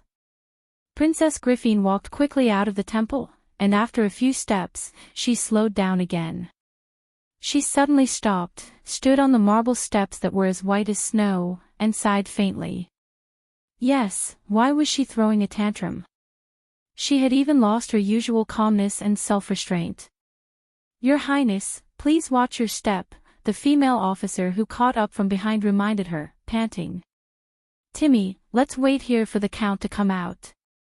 Princess Griffin sighed and turned around to answer. "What's wrong?" The princess did not answer. The snow-white temple square reflected the light, and was slightly dazzling. She narrowed her beautiful eyes, and her pupils were like a silver line.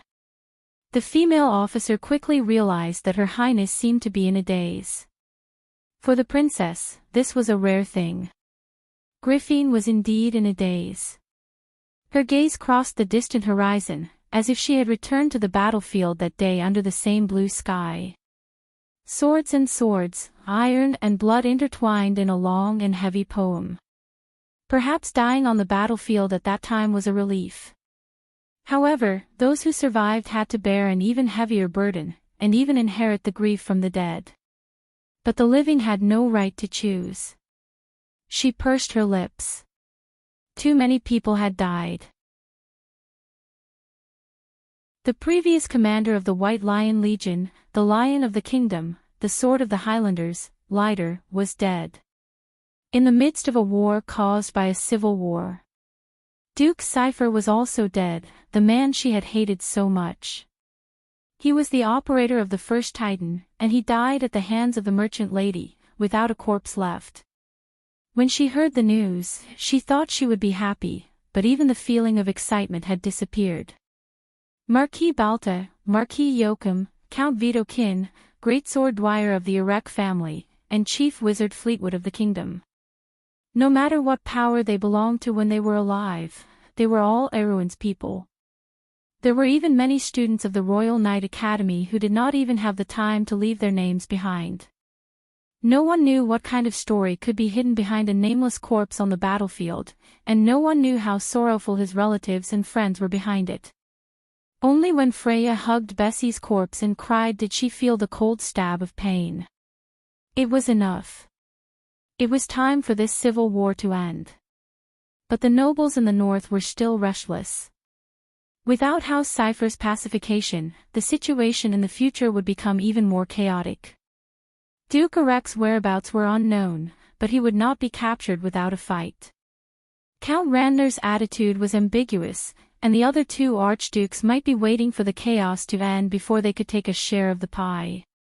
On the surface, it seemed like Erewhon was welcoming a new life after the war, but in reality, it was already at the edge of a cliff. Princess Griffin suddenly realized that perhaps the situation before was better. At least the kingdom would not be in danger of falling apart. She did not know how she had survived for the past half a month, and the Silver Elves were stationed in Ampere Seal. The illustrious name of the Dragon clan intimidated all the forces, and they did not dare to move. Tolman's arrival made the situation in Ampere Seal clearer, but she understood that all these seemingly unrelated terms were linked together because of one person. The person who was crowned with the title of Miracle. She suddenly realized that the fate of Erewhon was in the hands of one person. But this person was neither her nor her brother. "You're saying that Duke Cypher was killed by a Roman punch?" "Humph, he reaped what he sowed." Brando felt a burst of joy in his heart. Half of the responsibility for the destruction of Erewhon in the future would be placed on this guy's head. If he did it for his own power, it would be understandable. But he did not expect this guy to be a member of the cult. When Brando thought of the tragic fate of the future princess and the Valkyrie, it was because of the crazy plan of a cult. He was furious. But he quickly fell silent. What really worried him was Amandina's physical condition. In their previous conversation, he had carefully asked about Amandina's resurrection on the battlefield, but no one, including Amandina herself, could tell what was going on. He began to suspect that it was the credit of the demonic item obtained from the battlefield, but after Amandina took it out, he quickly ruled out this possibility. Although he could not figure out what it was, Brando could tell at a glance that it seemed to be sealed and could not have any effect at all. And Amandina herself also proved that she did not have the ability to heal herself. First of all, her blood was the red of a normal person, proving that she did not have a gold or silver bloodline. Secondly, her wound healing time was no different from a normal person's. But this situation made Brando feel uneasy. He did know of some special abilities that could produce the effect of resurrection, but those were not reassuring abilities. Some were even at the cost of sacrificing one's life. But Brando did not disclose this information to his own Amandina. It was also a white lie. He was determined to investigate it himself. Reaped what he sowed. Amandina heard Brando's words and raised her head. It means reaping what you sowed, Brando explained. Amandina glared at him fiercely. My lord, don't always invent strange words, you'll be laughed at. You know so much, but you always like to use slang. Only civilians would say that. I didn't invent it. Brando could not help but smile bitterly. It had been more than a year since he transmigrated into this world like a dream, but some spoken words were difficult to change. Especially idioms with a historical background, except for a small part that overlapped with the setting of the Nine Phoenix, most of them would be regarded as the slang of country bumpkins. But this was something that could not be helped. People could quickly adapt to the environment in a short period of time, but they could not change deep-rooted habits. He lived in this world for a year, spent 17 years in the game, and lived in another world for 30 years. However, with the death of Duke Cypher, a historically famous family fell into a state of disintegration. Without the restraint of this powerful force in the north, the nobles became ambitious. No wonder Her Highness came to find him in such a hurry. He did not expect such a famous figure in history to die like this. There was also Marquis Joachim, Count Vitokin, and even Marquis Balta and Master Fleetwood died. Fleetwood died under the surprise attack of another demon king, but he saved a ship of people on the First Royal Fleet's flagship, Victory. Inlock, one of the 3 heroes of Erewhon, also died.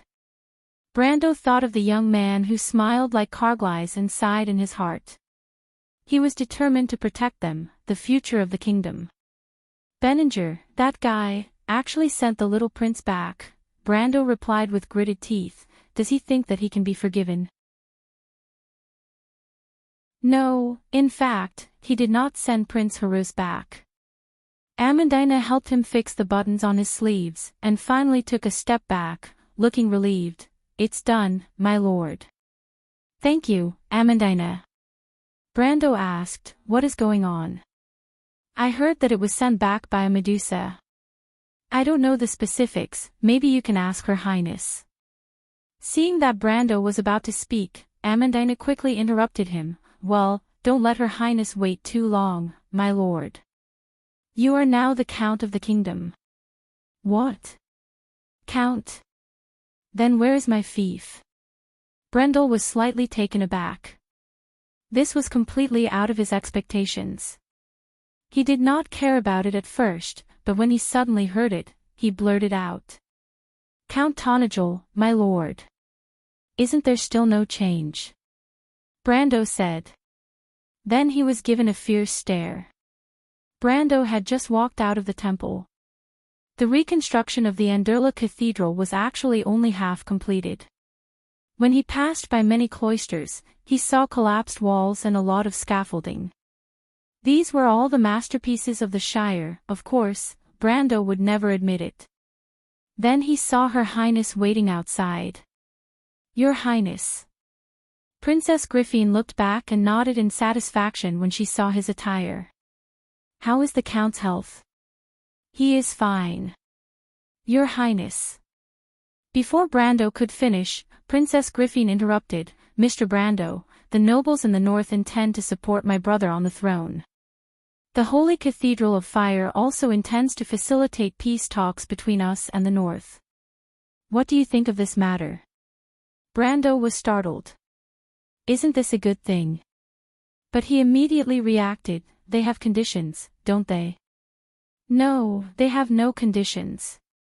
They just want us to promise that the kingdom can maintain the status quo. Princess Griffin replied quietly. Brando was silent. Maintain the status quo of the kingdom. Which status quo? This half-dead status quo. This was unacceptable to both him and the princess. The nobles in the north still wanted to maintain the status quo of semi-independence since Ein 7. Brando only felt that these guys were daydreaming. He put away his previous joking attitude and asked coldly, "What if we don't agree? Were they going to start a rebellion? Will the Holy Cathedral of Fire support these people?" Princess Griffin shook her head. "I'm afraid not, but even so, it's unacceptable. The North is facing the threat of war. Lighter. The old Legion commander has handed the White Lion Legion to you. You should know, right?" "What?" Brando almost jumped up. "He handed the White Lion Legion to me. Will the others agree?" He suddenly stopped talking. Marquis Balto was dead, and Lighter also died on the battlefield. If this was really the will of that lion, maybe the White Lion Legion would really fall into his hands. This was good news. But not exactly. P.S. First of all, thank you for your recommendation, Your Highness. But I happen to have something to do tomorrow. Woo woo woo, auspicious blessing, the house is safe. If I don't come back, QAQ, if you like this work, you are welcome to come to Chidian. Calm to vote for me. Your support is my biggest motivation.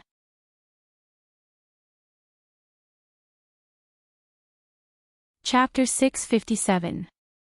Even in today's Erewhon, the White Lion Legion was still considered a strong force. In the year of spring, Marquis Balta had used it to defeat the Lion Beastmen of Toquinin. However, it was only enough to satisfy the nobles.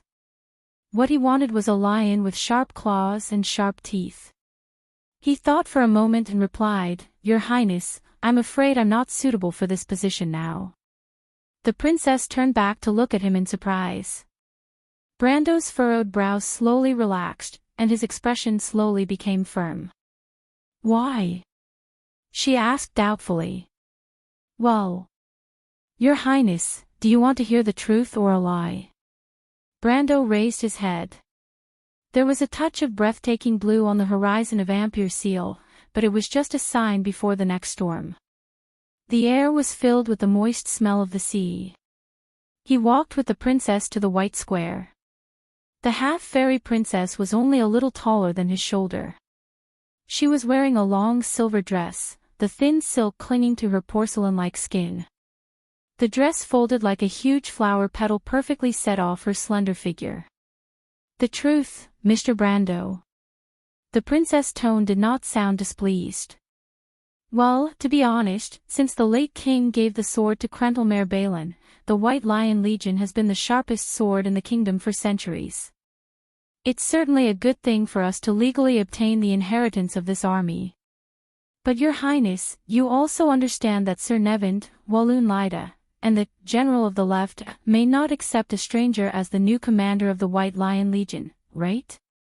Brando was talking about the remaining two commanders of the White Lion Legion, Sharp Claw and Lion's Mane, and the commander of the White Lion Blade Knight Regiment. The only difference between the current White Lion Legion and King Eric's era was the absence of the Imperial Guard Legion. The Imperial Guard Legion had been replaced by the new Imperial Guard Legion after the Year of the Return of Glory. Later on, it became the predecessor of the Black Blade Legion. The White Lion Legion was left with Sharp Claw, Lion's Mane, and Jude, as well as the White Lion Blade Knight Regiment. The Jude Guards Regiment was led by Marquis Balta. After Marquis Balta's death, the remaining three were actually qualified to succeed him as the Legion commander. The princess disagreed. "This is the last wish of Lighter. Nicholas and Knight Stephen of the Holy Cathedral of Fire can both testify. They can't object. But is that the White Lion that Her Highness wants?" What was the difference between a sharp sword that was only respectful on the surface and those fellows in the north who conspired against him? It's meaningless no matter who compromises with whom. What we want is a White Lion that is truly loyal to the ideals of the kingdom, Brando replied. The princess fell silent. Brando could read the uneasiness in the heart of this half-fairy princess at the moment. The quarreling nobles in the north could break the peace at any time and turn the situation in the north into a pot of porridge. But the key was how much time Erwin had, surrounded by strong enemies and under the threat of war. And the serious consequences of the war in Ampere Seal undoubtedly magnified this concern. If only he could fight for 2 or 3 more years of peace. No, just 2 years would be enough. In Brando's memory, there were still 5 years before the Second War of the Black Roses. There were still 17 years before the long night fell and the days when wolves ran across the land. After that, Wond would never have a day of peace. But before that, there was still a war waiting for Erwin in the north. If he couldn't appease the nobles in the north as soon as possible, how would he deal with the Golden Mane Lion Mane Beastmen in Toquinen? Brando had a headache. Compromise was absolutely unacceptable. The history of the other world was still vivid in his mind. He really wanted to kill all these damn bastards with a sword. He couldn't help but sigh helplessly. So, Mr. Brando, do you have a better candidate in mind? The two walked to the side of the carriage, and the princess stopped and looked back at him. There is one, the daughter of the Earth Knight Everton. Freya. The princess' voice sounded slightly surprised. Yes, Freya, your highness.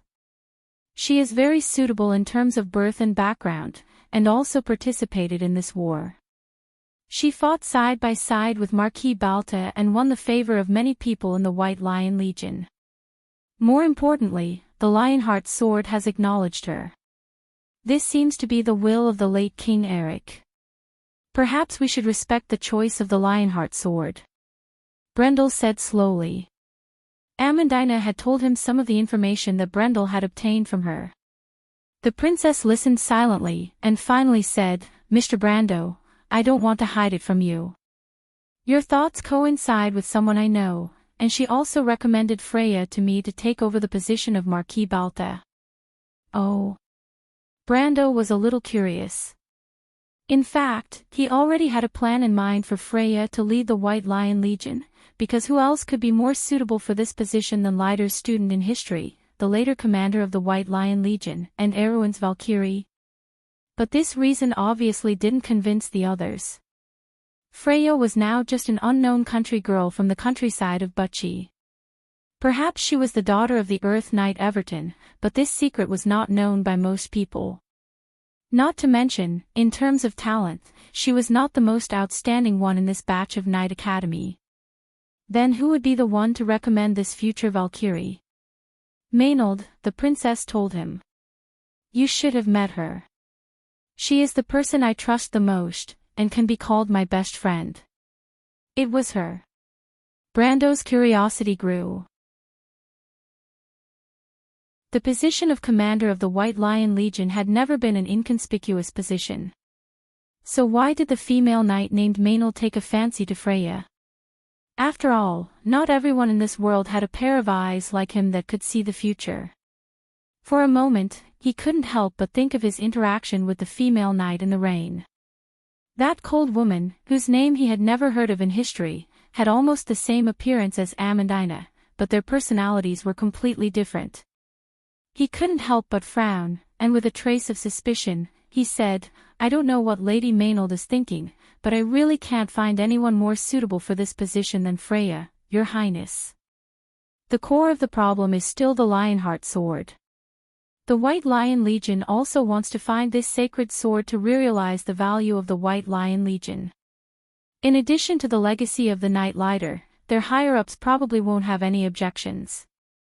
Besides, on the other hand, an unknown daughter of the Earth Knight Everton may be less of a threat to the three of them than I am. In any case, I am still a knight by your highness' side. The princess nodded gently, as if she had accepted this suggestion. And then? She asked softly. I plan to let Freya and Carlo lead the team, and let the Royal Knight Academy become a base for new blood for the White Lion Legion. The White Lion Legion also needs a group of outstanding young people to support its future, which coincides with the philosophy of the Royal Knight Academy. Besides, for those young people, isn't the White Lion Legion a better home than the Guards? Brando continued to answer. His purpose was actually very simple. What he wanted was a brand new White Lion Legion, so infiltration and transformation were inevitable. He didn't have anyone on hand, but the Royal Knight Academy was a good choice. The half-fairy princess frowned, as if she had heard Brando's implication. But will this really work? Won't it cause a backlash from the White Lion Legion? She asked softly in a pleasant voice. Of course it will. Brando was not afraid.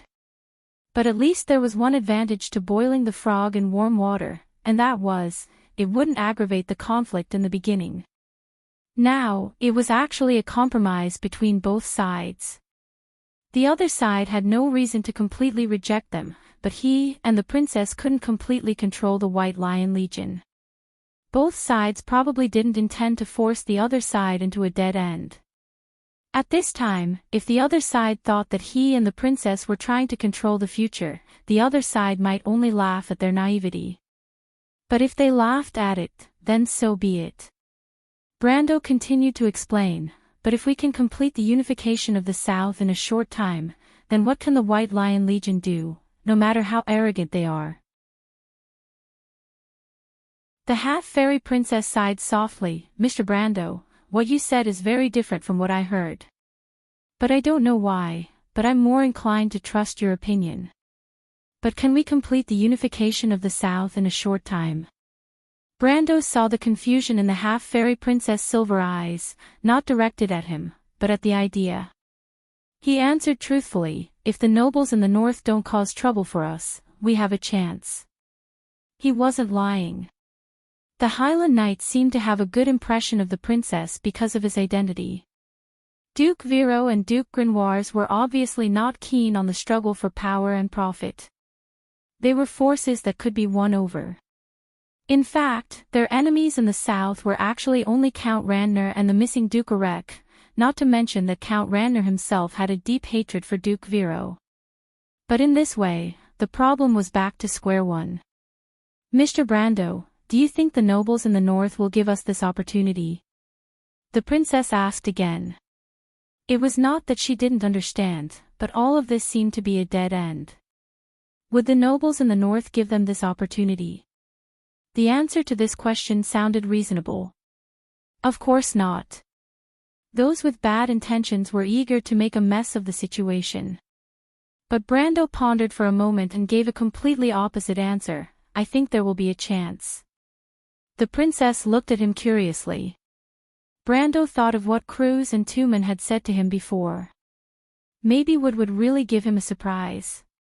In any case, the key to breaking the situation in the north was the attitude of the Holy Cathedral of Fire.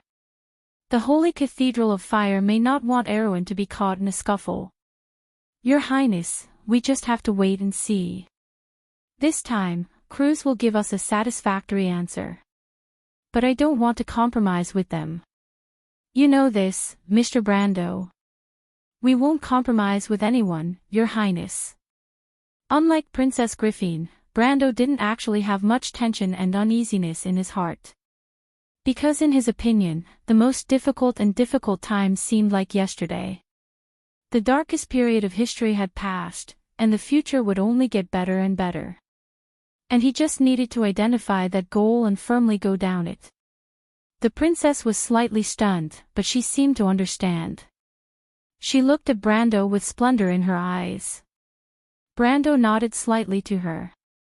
Some things were so simple, it was just that people were trapped in it and couldn't extricate themselves from it.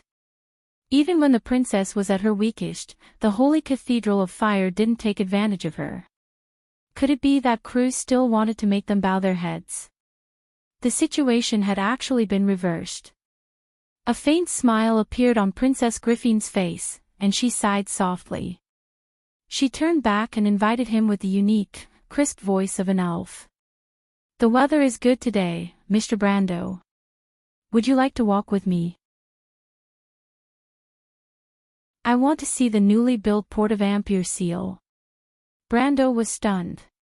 He felt the beautiful silver eyes looking at him, and the affection contained in them was self-evident. But he was in a dilemma.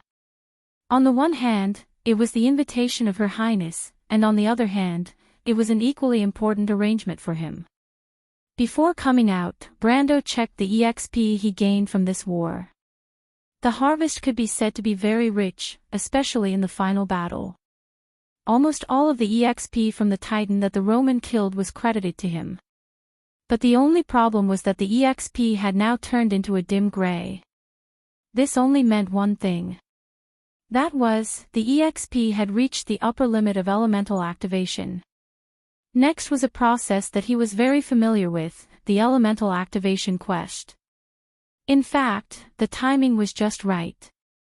The war in Ampere Seal was like an important node for Brando. After the war, everything was on the right track. As long as the situation in the north was appeased, he would have time to complete this series of elemental activation quests. But there was only one problem. That was, now that his equipment was in a damaged state, he couldn't just wear a blank set of equipment to complete the quest, could he? However, repairing equipment, especially magical equipment, was a time-consuming and long job in the game. He had to prepare as soon as possible. Princess Griffin seemed to see his hesitation and asked, "Is there a problem?" "Well, I want to go to the workshop area first." Brando replied awkwardly. "I see." The princess seemed to understand. She thought for a moment, "Mr. Brando, do you know the most famous weapon and armor shop in Ampere Seal?" Lucretia's Weapon and Armor Shop. The name immediately came to Brando's mind. The most famous weapon and armor shop in Ampere Seal was neither opened by the dwarves, who were best at forging steel, nor by the elves who were good at magic arts. Instead, it was a shop opened by a fairy. This shop was very famous in the game, but it was not open to players. Instead, it was run by nobles. Only a few players with prominent identities and enough reputation could enter, but Brando, who dealt with skeletons all day, was obviously not one of them. He looked up, thinking that Her Royal Highness wouldn't want to go with him to the clanking and smoky workshop area, right? But he heard Princess Griffin reply in a pleasant voice, "Please get in the carriage, Mr. Brando. Timmy's, send the carriage to Lucretia's Weapon and Armor Shop." Before Brando could react, he saw the female officer in front of him personally open the carriage door for him. "P.S. Writing is a little slow, looks like I can't make up for yesterday's work today. I'll owe you for now. Anyway, today's work will be better. To be continued. If you like this work, you are welcome to come to Chidien. Come to vote for me. Your support is my biggest motivation."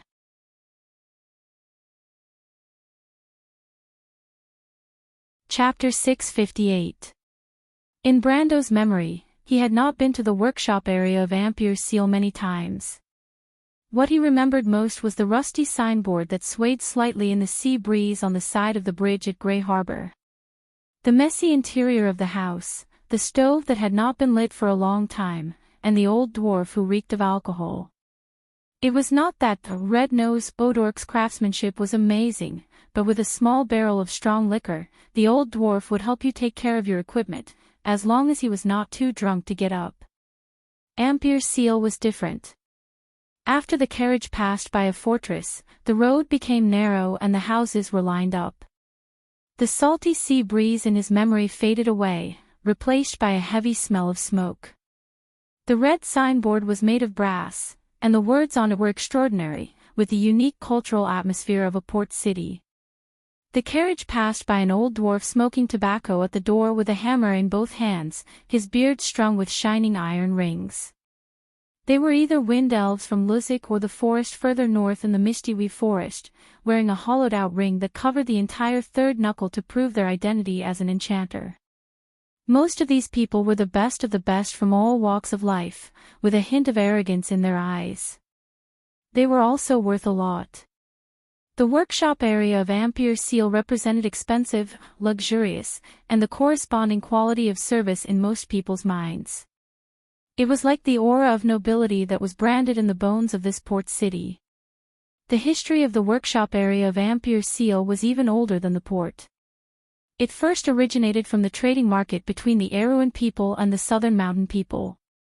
Later, the market became the military station of Erewhon, and then developed into a deep-water anchorage, gradually growing to the size it was today. Today, there were still stone pillars covered with moss on both sides of the road in the workshop area, standing in the sea breeze, telling the history of the past. The carriage slid into a secluded alley, and the sound of wheels turning in the pottery or textile factories behind the alley became distant. Then, the unique black wood signboard of Lustania came into view. The magic black wood was suspended between a carved gold-plated bracket.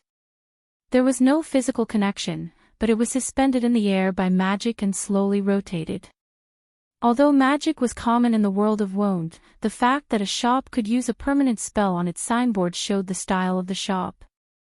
This wasn't even a shop related to magic items, but an ordinary weapon and armor shop. The carriage slowly stopped at the front door of Lusitania's weapon and armor shop. No one came out to greet them. Normal people wouldn't open a shop in such a secluded place. However, according to the princess's explanation, it was because the shop owner liked peace and quiet. Fairies were a strange race.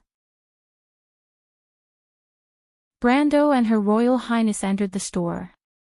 The interior of the store was decorated very elegantly. Many counters were made of dark wood that emitted a special fragrance. On each counter was a shiny weapon covered with glass and a brass nameplate with the name of the weapon written on it. It ranged from the most common rapier to spears and armors. What surprised Brando was that almost all of the items on display in the store were magical equipment. They weren't the crude products of low-grade alchemists, but real magical items. There were even some ancient items. Brando recognized the horned axe, Caesar's the cutter.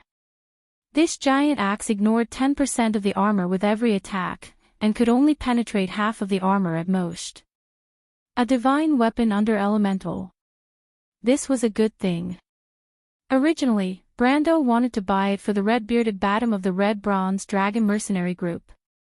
This was the only guy under him who used an axe, and he was also a rough man. However, when he saw the price, Brando immediately pretended that he had never thought about it. Caesar's the cutter was priced at 550,000 tor. Brando immediately felt that the profiteers in the game were simply the model and conscience of a businessman. No wonder this shop only catered to nobles. Apart from those people who didn't treat money as money, who else would patronize this place with such a ridiculous price? He looked away and saw that Princess Griffin was also curiously looking at the furnishings in the store. However, her eyes were mostly on the display of various long swords. Brando followed her gaze and even saw a thorn of light. "Princess Griffin, have you never been here before?" He was slightly surprised and asked curiously. Princess Griffin put her index finger to her lips and whispered, "No, Mr. Brendel, I don't think so. This is my first time here. But I know the owner here. Aunt Tanya saw me when I was very young." Aunt Tanya. Brando thought that this was probably the name of the owner. It was a characteristic of the fairies. The fairies of Wone liked to give themselves a human name, but most of them were simple and lacked regularity. He looked around and found that there was no one in the big store. No, there was only one person. When the three of them passed through the center of the hall, they finally alerted the only employee in the store. To be exact, Brando saw a head popping out from a pile of boxes and realized that there was someone here. But it was a little girl with short brown hair. She looked at them curiously with her big eyes. "What are you doing here?" This question was full of meaning. Because generally speaking, thieves wouldn't patronize this place at this time, unless they were in a hurry to register in the prison of the city guards. On the other hand, they could only be customers or creditors. The little girl cleverly didn't reveal her relationship with the store. This way, even if the other party identified themselves as creditors, she could say that she was a temporary worker or something else. Brando's thoughts were in a mess, but the little girl's eyes were already wide open. "Ah, are you a customer?" When Brendel saw her, he hurriedly dropped what he was doing and rushed out. Before he and the princess could shout, "No!" or "Be careful!" the little girl screamed and slammed into the open door of the cabinet, and then bounced back. With a clatter, the stacked weapons, armors, and cans suddenly fell to the ground. Brendel cursed in his heart. This shop doesn't seem to be as reliable as the rumors make it out to be. I'm sorry to startle you too. This little girl is called Carol. Because her father owes me a debt and is temporarily unable to repay it, she is temporarily here to help me. Brando and Princess Griffin sat on the chairs, and the little fairy lady who was wearing a grayish-purple robe like a lone shark sat on the counter. She wore a pair of silver-rimmed glasses and looked a bit like a jewelry merchant in Paris. But she claimed to be the manager and investor of the Silver Cross Chamber of Commerce, and this weapon and armor shop was just a side business. The Silver Cross Chamber of Commerce was a chamber of commerce from the Neos, Deepwater Port area. It was said that their background was a business organization under the name of a wizard craftsman from Buga. Therefore, Brando was very skeptical of her self-introduction. Fortunately, the Silver Wizards did not have any practical influence on the people of the land. Since they practiced isolationism, Brando was too lazy to ask. He glanced at Carol, who was holding her red forehead with tears in her eyes. "Isn't this the legendary child labor?" Brando expressed his sympathy. "This child is too young. Aunt Tanya, how can you have the heart to let her do those things?" Princess Griffin also complained. "Aunt Tanya, how much money does her father owe you? I will repay it on her behalf." Hee hee. The fairy lady picked up her pocket-sized white porcelain teacup and took a sip. "The last time I saw you, you were still a little girl, Griffin. But her father owes me a total of 2 million tor. Are you sure you want to repay it on her behalf?" "Ah!" Griffin was shocked. "Why is it so much?" 2 million tor was a huge number for most of the nobles in Erewhon, let alone ordinary people. Even for the royal family and those powerful Grand Dukes, this was not a small amount of money. Brando could not help but look at the little girl curiously. He wondered how her father was able to owe so much money. Unexpectedly, Tanya replied. "Her father was a good friend of mine when we went on adventures in the past. I promised to lend him money to open this shop. So in fact, the future owner of this shop will be Carol. I let her take care of these things because as the future owner, she should also learn all these things. Of course, she can also sell herself to repay the debt." "I see. Then what about Carol's father?" Griffin could not help but ask curiously. "Her father has already died in this war." "Ah!" Her Royal Highness finally reacted. Brando also understood. In fact, it was clearly the responsibility of supporting a friend's daughter, but she insisted on saying it was a loan. This fairy lady's temper was really strange. "You are amazing, Aunt Tanya." Her Royal Highness praised from the bottom of her heart, but also a little sad. All of this is because the descendants of the Covardo family did not fulfill their responsibilities, and the war spread in the kingdom. This war in Ampere Seal has implicated many civilians. "That is not your fault, Griffin," Tanya replied. "The last time I saw you, you were still an ignorant little girl. But in the blink of an eye, you have become a competent princess. But I heard that you do not have a partner to your liking. So is this the knight beside you have your eyes on?" "No, no." The princess blushed and hurriedly denied it. But then she explained. "Although Mr. Brando is indeed my knight, it is not like what you think, Aunt Tanya." The fairy lady smiled but did not say anything. Brando suspected that she was deliberately teasing them. Fairies have always liked to play pranks.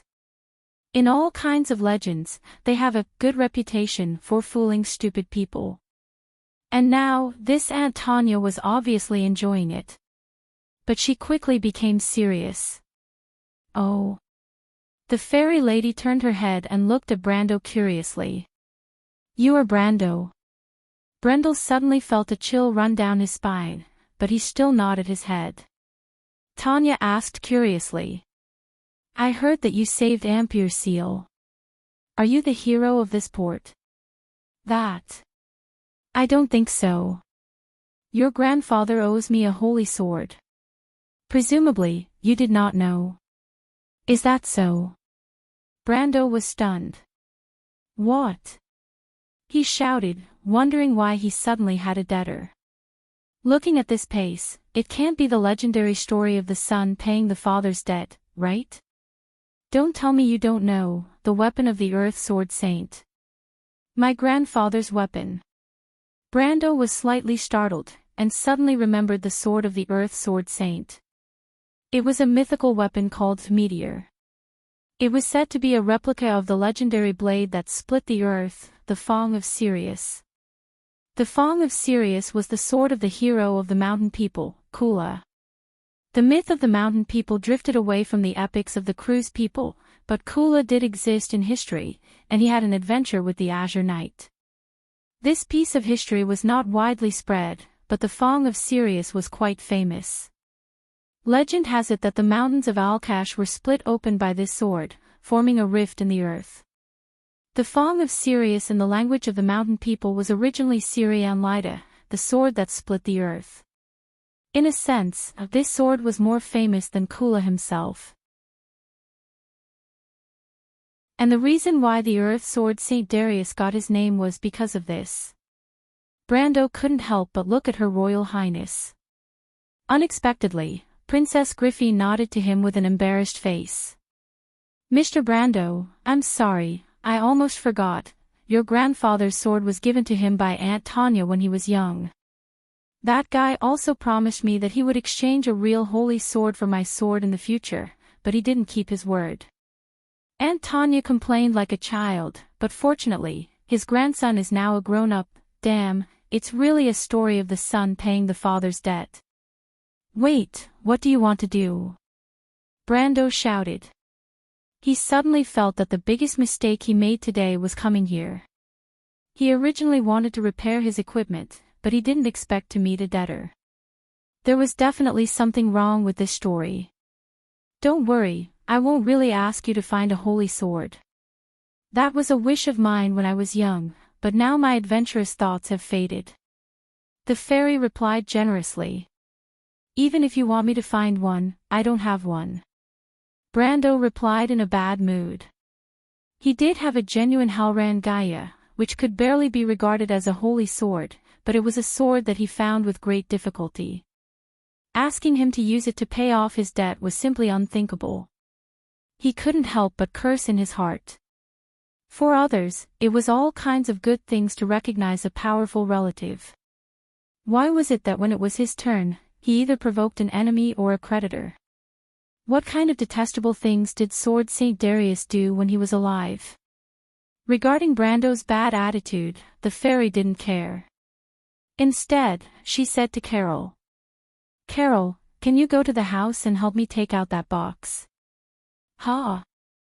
It's the one with a ring of gems on the lock. Oh. The little girl, who was still in tears, obediently ran to the back. However, no matter how you look at it, Brando looked like this profiteer-like fairy trying to find a way to get rid of the person in the way. Sure enough, she turned her head and said, Griffin, Mr. Brando, I want to ask you to do me a favor. Aunt Tanya, what's the matter? Before Brando could answer, Princess Griffin had already spoken. I want to ask you to help me find something. Aunt Tanya, those legendary holy swords have long disappeared in the current era. This is no longer the era of the War of the Holy Saints. Princess Griffin couldn't help but smile bitterly when she heard what she said. Obviously, she had some understanding of this aunt's eccentric temper. That's not necessarily true. The fairy looked disapproving. She put down her teacup. The real glorious era is just about to begin.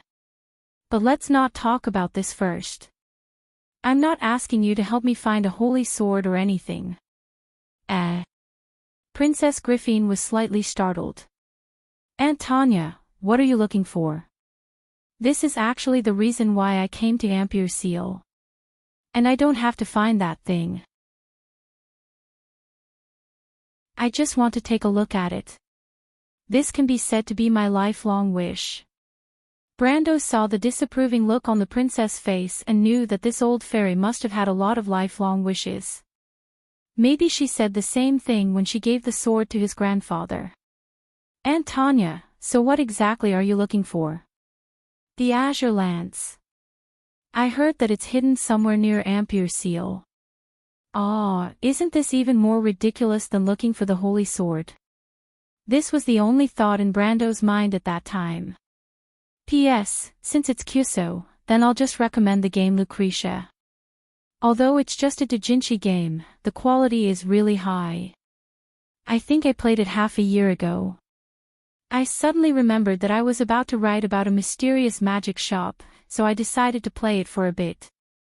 If you like this work, you're welcome to come to Chidian. Calm to vote. Your support is my biggest motivation.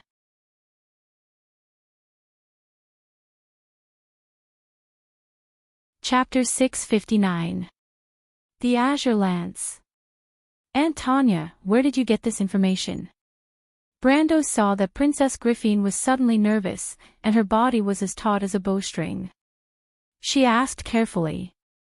It came from a guess. Tanya pushed the frame of her glasses up. I accidentally found something, and it inspired me. The princess breathed a sigh of relief and sat back down. I see. The fairy was dissatisfied. Shouldn't you be asking what inspired me? No. I'm sorry, I was too surprised. Princess Griffin corrected herself, not knowing whether to laugh or cry. She didn't care at all. She only cared about whether the news of what happened under Ampere's seal that day had leaked out. But the fairy's temperament was just so eccentric, and she knew very well that if she didn't go along with her temper, there would be no end to it today. So she had to pretend to be very interested and asked, so Aunt Tanya, what exactly is it? Is it the documents that were lost before the era of the Lost Radiance? Of course not. Tanya was startled. The documents before the Tower of Babel collapsed are long gone. That's everything that countless wizards have been searching for their whole lives. How could I possibly find it? She put her finger to her lips and reminded them with a serious expression, you must not joke about this. Have you seen the anger of the silver folk? I understand, Aunt Tanya. So what exactly did you find? Princess Griffin asked helplessly. You'll understand in a moment. Brendel saw that the princess exchanged a look with him, telling him to wait for a moment. He could roughly understand the princess's mood at the moment, but contrary to what the princess expected, he was not in a hurry at all. On the contrary, he also wanted to know why the fairy was so sure. He had a vague feeling that this might be the original quest line about the azure lance in the game. At this time, Tanya clapped her hands. The little loli had already moved the box out from the back of the hole. Brando originally thought that the so-called jewel-encrusted box was the size of a jewelry box, but then he found that he was wrong. It really was a box, and it was about 2/3 of Carol's height. The little loli had to expend a tremendous amount of effort to pull it out. She was so tired that her face was red. Tanya stood up. Standing on the exhibition platform, she was only as tall as Brando's shoulder. She then spread her wings, which were as thin as a cicada's, and flew onto the box. Brando saw that the crystals inlaid on the box were actually defensive spells. The fairy lady placed her finger on the crystals, and the spells lit up one by one and then dispelled themselves. Only then did she fly up and pull the iron ring on the chest to open it. What is this? After the box was opened, the princess's eyes were attracted to the things inside. There were 3 black metal discs, 1 big and 2 small. However, Brando's eyes narrowed slightly. He almost immediately stood up from the chair, but he bit the tip of his tongue hard to calm himself down. The sharp pain immediately woke him up. This was the Great Earth Slate. It recorded the creation epic of the Cruise people, a sacred object in the original text of the Pale poem. Legend has it that it recorded the text that analyzed all the secrets of the mortal world. In the future, it caused a bloody wizard war because of it. This was the root of the world's disputes, and now it had appeared in front of him again. Although the Great Earth Slate was called a slate, it was actually this kind of metal disc with a special texture. Among them, the lowest grade was black like black iron, and the higher grade was similar to gold and platinum. But no matter which type, the box was filled with the Great Earth Slate. He suddenly understood. No wonder this fairy lady of unknown age claimed that she had found something that could prove the whereabouts of the Azure Lance. Legend has it that the Great Earth Slate recorded all the secrets of the world, and if what she found happened to be the part related to the Azure Lance, then it did not seem difficult to come to this conclusion. I don't know what these things are. Tanya patted the metal discs in the box as if they were treasures, and at the same time looked up to explain to Princess Griffin. I and a group of adventurers unearthed them from some ruins in the north of the Gorse Plateau. I used other antiques to exchange for these things from their collection. Because I think these things are very interesting. Very interesting? Princess Griffin asked with a frown. I don't know, but there is a language recorded on it. After I checked the literature, I found that it is very similar to a certain ancient language of the Cruise people. The fairy lady raised her right hand, and a gust of wind suddenly rose in the hall. Everyone thought that fairies were natural elementalists, and in fact, they also had excellent talent in this field. Just like now, the wind from the ground rolled up a few pages of paper from a desk not far away, and sent them to Princess Griffin, and then slowly fell into her hands. Princess Griffin looked down and found that the paper was full of notes. Although she did not understand it, she could see that the information inside was all an elaboration and interpretation of some kind of language. She could not help but look up at Brando with a questioning look. This is the ancient Caranjon language, Brando replied. Ha! Tanya, who was opposite him, looked up at Brando as if she was looking at a rare treasure. Darius was a fool, but I didn't expect his descendants to be so extraordinary.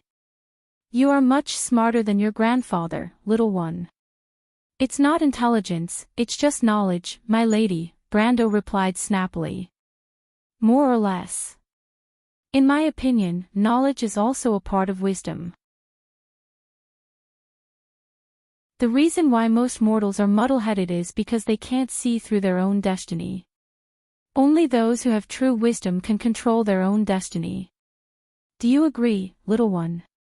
Tanya raised her head and asked. She stood on the box and was not even as high as Brando's shoulder, but when she said these words, she had her own momentum. Mortals could only see such an aura from the prideful adepts. Although adepts controlled the power of magic, they still held the power of wisdom in high regard. Knowledge changes fate. That was the inscription on the silver tower. Brando more or less confirmed the identity of the other party. Her Royal Highness was still looking at the notes page by page. She did not fully understand it, but it did not prevent her from understanding the meaning of the above with her own intelligence and wisdom. She asked, does these words have anything to do with the Azure Lance? Could it be that this tribe of Cruise's people once safeguarded the Azure Lance? No, Brando shook his head. The Caranjon clan has nothing to do with the Azure Lance, but the documents recorded in a similar language on these stone tablets are related to the Azure Lance. These are not stone tablets, the fairy reminded from the side. She also used her hand to flick the metal discs. Clang, clang. But Brando ignored her and said to himself, this is the ancient epic of the Cruise people, the language of the Pale poem. With a crash, all the manuscripts in the hands of Her Royal Highness slipped to the ground. Tanya's movements also froze there. In the vast land of Wonde, in the long river of history, the legend of the Pale poem of the Cruise people had been passed down from mouth to mouth since an unknown time. No one had even seen the text of this magnificent epic. Legend has it that it was first recorded on a stone tablet, and later scattered in Tolad, the White Plains, and Homan, and then only fragments of history were left. In the Dark Ages, the ancients gathered together the fragments of history and carried them through the wilderness. This was the first history of the civilization, and the history book after that was stored in the library of the Holy Cathedral of Fire, but it was said that 1/3 of it had fallen into the hands of the silver wizards of Buga. But these were actually fakes that had been translated by the sages. The real Pale poem had neither a beginning nor an end. It began at the beginning of the universe, and ended at the end of the world. It recorded all the secrets of the mortal world, and the iron, gold, and silver people could not understand more than 1/10,000th of it. You said this is the original text of the Pale poem. The fairy jumped up from the box as if she had been pricked by a needle. But she immediately calmed down and looked at Brando suspiciously. How do you know? Of course I know, Brando replied, Stamptiosa. In the earliest times, the runes contained magic. The earliest words were born from it, and today the witches still believe in the existence of magic in language. They call it the spirit of words. The ancient Karanjan language is only one of the original languages, and in fact, the earliest documents have records of this. In the mortal world, the number of people who could say this was less than 10. Especially the runic text at the beginning, it was the real original runes. Brando was not a wizard, so there was no magic vibration when he read it, but Tanya understood it. She no longer had any doubts. Like a cat that had found a mouse, her eyes lit up, and she flew over to grab Brando's collar, shouting, How do you know? Where did you read it from? Did you find the historical records before the era of the Lost Radiance? Brendel almost choked to death on her words. He hurriedly pushed the fairy away. In fact, he knew that he might encounter such a result before he opened his mouth. Not to mention the fairy, even Tumen would jump up and down in anger if he was here.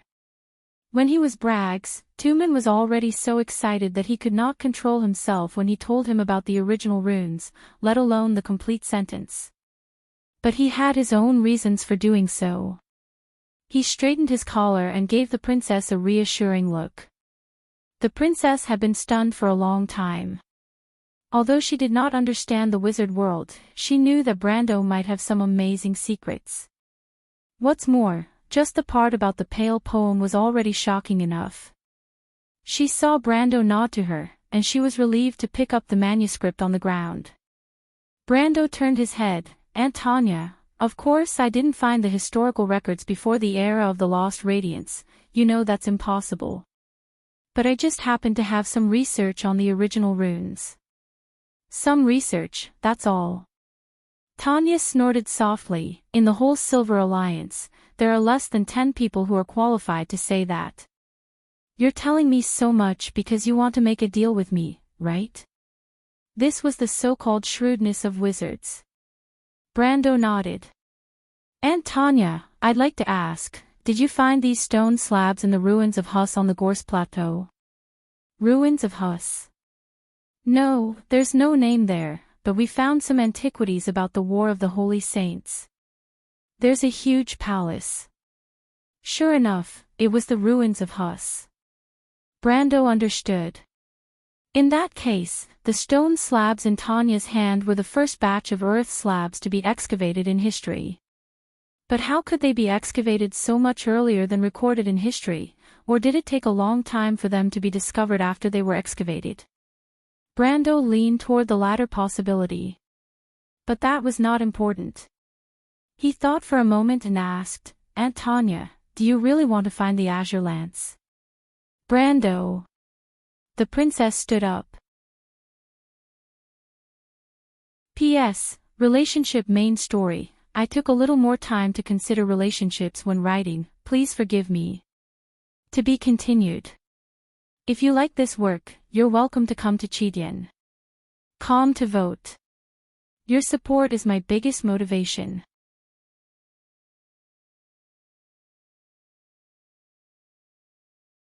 Chapter 660. You already have a clue. Am I right? Am I right? Tanya flew up and looked down at the two of them. The fairy's face was full of excitement as she spun a few rounds in the sky. I should have thought of this earlier. Ever since the late King Eric built the city here, the nobles of Aween have held on to the secrets of this port for thousands of years. How could you not know about Ampere Seal's secrets? Griffin, why didn't you tell me in advance? Tanya turned her head sharply and almost dropped her glasses from the bridge of her nose. She hurriedly reached out to catch them. Aunt Tanya, sigh. Mr. Brando, you. The princess was really speechless. She actually didn't want to monopolize the Azure Lance, but the legend of the Holy Lance was too important. No one could imagine how much of a sensation the Holy Lance, which was as blue as the sky, would cause when it reappeared in this world. Whether it was the Holy Cathedral of Fire, the Holy Cathedral of the Wind Empress, or the Dwarves and the Earth Holy Cathedral of the Golden Mane clan, it was impossible for them to give up fighting for this legendary holy object. When that time came, what would happen to the kingdom of Erewhon? Brando didn't think so. He shook his head. Your Royal Highness, there are no secrets in this world that can be kept. Aunt Tanya gave me an idea. Leave it to me. The princess looked at him, sighed, and nodded.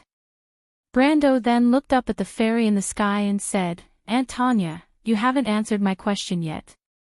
Of course I want to. This is my lifelong wish. The fairy flew to the booth next to Brando. She sat on the edge of the booth, one slender leg crossed over the other, her hands on her knees, and looked up at Brando. Speak, little guy from the Cataloso family, son of the sword Saint Darius, what do you want from me? That's my grandfather. Brando replied snappily. More or less.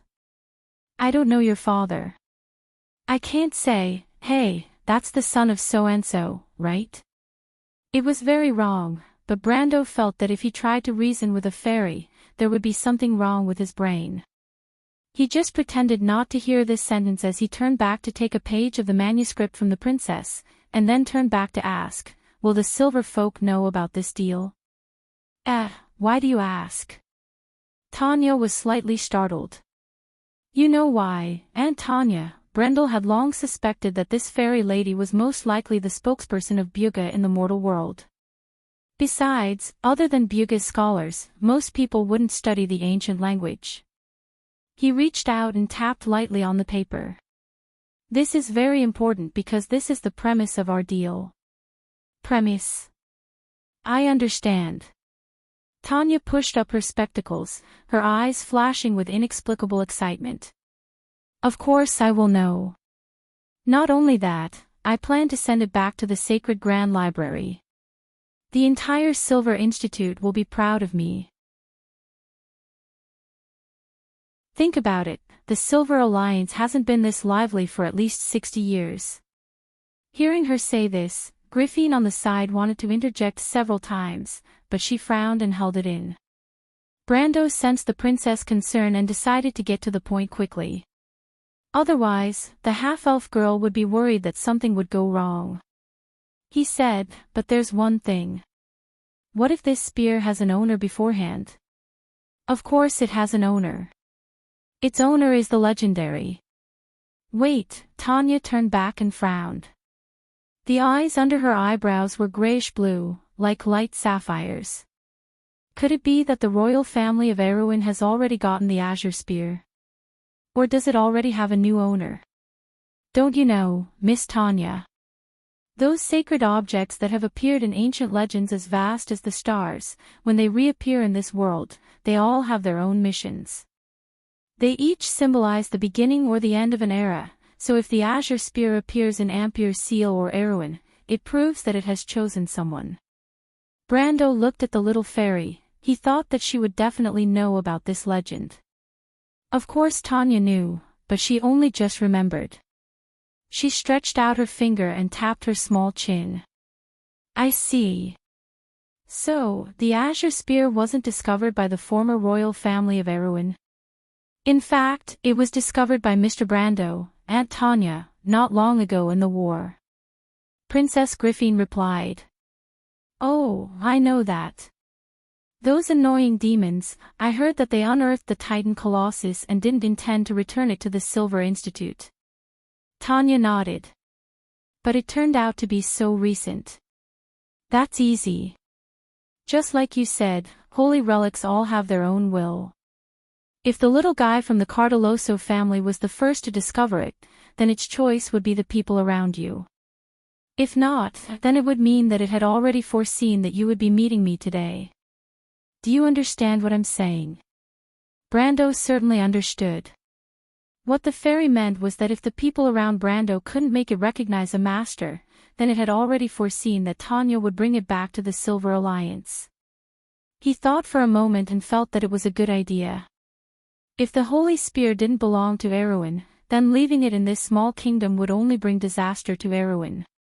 But if it was handed over to the Silver Alliance, it would be different. Who would dare to have any ideas about the Buga mages? Besides, the Bugas would also owe Erewhon a favor because of this matter.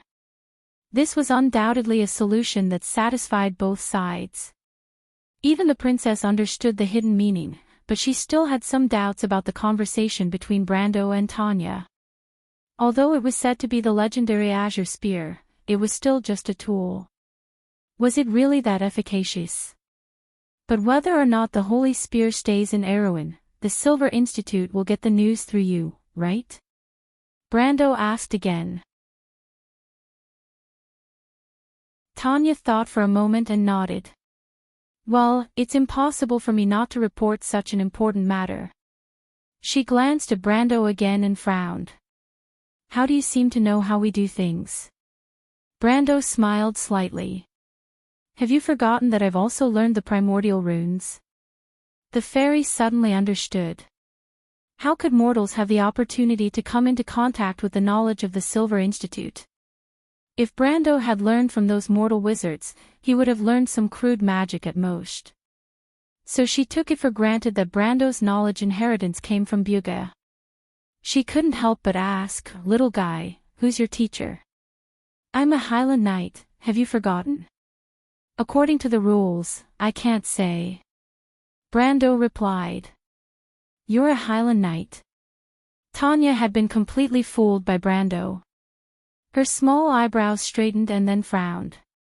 Oh yes, that idiot Darius is also a Highland Knight. I almost forgot. Forget it, let's skip this question. Brando laughed in his heart.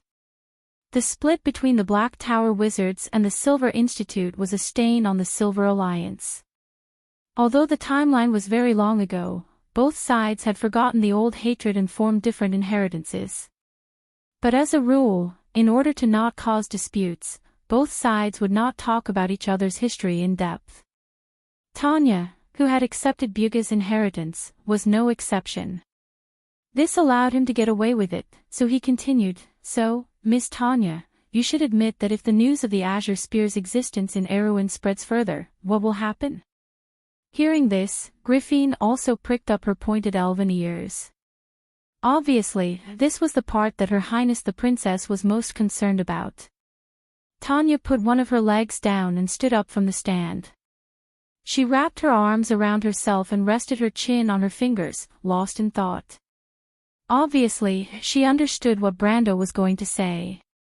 Once the news of the Azure Spear's existence in Erewhon spread, it would definitely attract covetous eyes. Of course, if it were those petty thieves, she could easily deal with them. But the problem was far more than that. Whether it was the Holy Cathedral of Fire or the Holy Cathedral of Wind, it was unlikely that they would let go of this opportunity.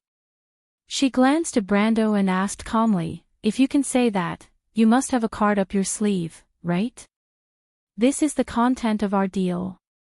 Brando had indeed premeditated since long ago, ever since he discovered the identity of this fairy lady, otherwise he would not have said these things. Tell me about it. If it's the first situation, the Azure Spear will be sent to Buga, naturally there won't be a problem. But you have to declare that the Azure Spear is indeed in your hands, and can't cause trouble for Erewhon. Is that okay? Brando asked. He glanced at the princess, and the half-elf girl nodded at him to show her support. Of course not, that's fair. Tanya thought for a moment, and as an elder, it's not worthwhile for me to take advantage of you. I'll even compensate you. Brando smiled and did not refute. Then what about the second situation? How about I rent the azure spear to you? Ah. He immediately heard Her Highness the Princess cry out softly. And Tanya's eyes lit up at once. You're so cunning. The fairy lady could not help but exclaim, and then said to the half-elf girl, Griffin, where did you find this guy? In my opinion, you'd better tie him up quickly. Aunt Tanya. Princess Griffin was a little helpless, but also a little curious. What exactly is it that deserves such praise from you? I'm not praising him, Tanya replied snappily. The Silver Society's interest in the Azure Spear is limited to research. You know, the Silver people's interest in ordinary things has gradually faded in their long lives. Only those ancient secrets can attract our attention. So, we won't take possession of this spear at all. That guy knows this, and that's why he rented it to us. It's said to be a loan, but he's letting Erwin of Buga take the blame. And speaking of the loan, Tanya suddenly stared at Brando. You're not going to charge us rent, are you? Isn't this a matter of course? Brando asked. And this is just one of the deals. Before that, we agreed to take you to the Azure Spear. Aunt Tanya, shouldn't you pay for it again? He replied. The fairy lady felt that she had met the most black-hearted businessman in history. Of course, she did not know that this kind of businessman was called a player. She glared at Brando, but heard Princess Griffin laugh. Brando has a point, doesn't he, Aunt Tanya? Of course you think he has a point. The fairy lady snorted, but it doesn't matter. Overall, I'm the one who has the advantage. Tell me, what do you want? If you like this work, you are welcome to come to Chidian. Come to vote for me. Your support is my biggest motivation.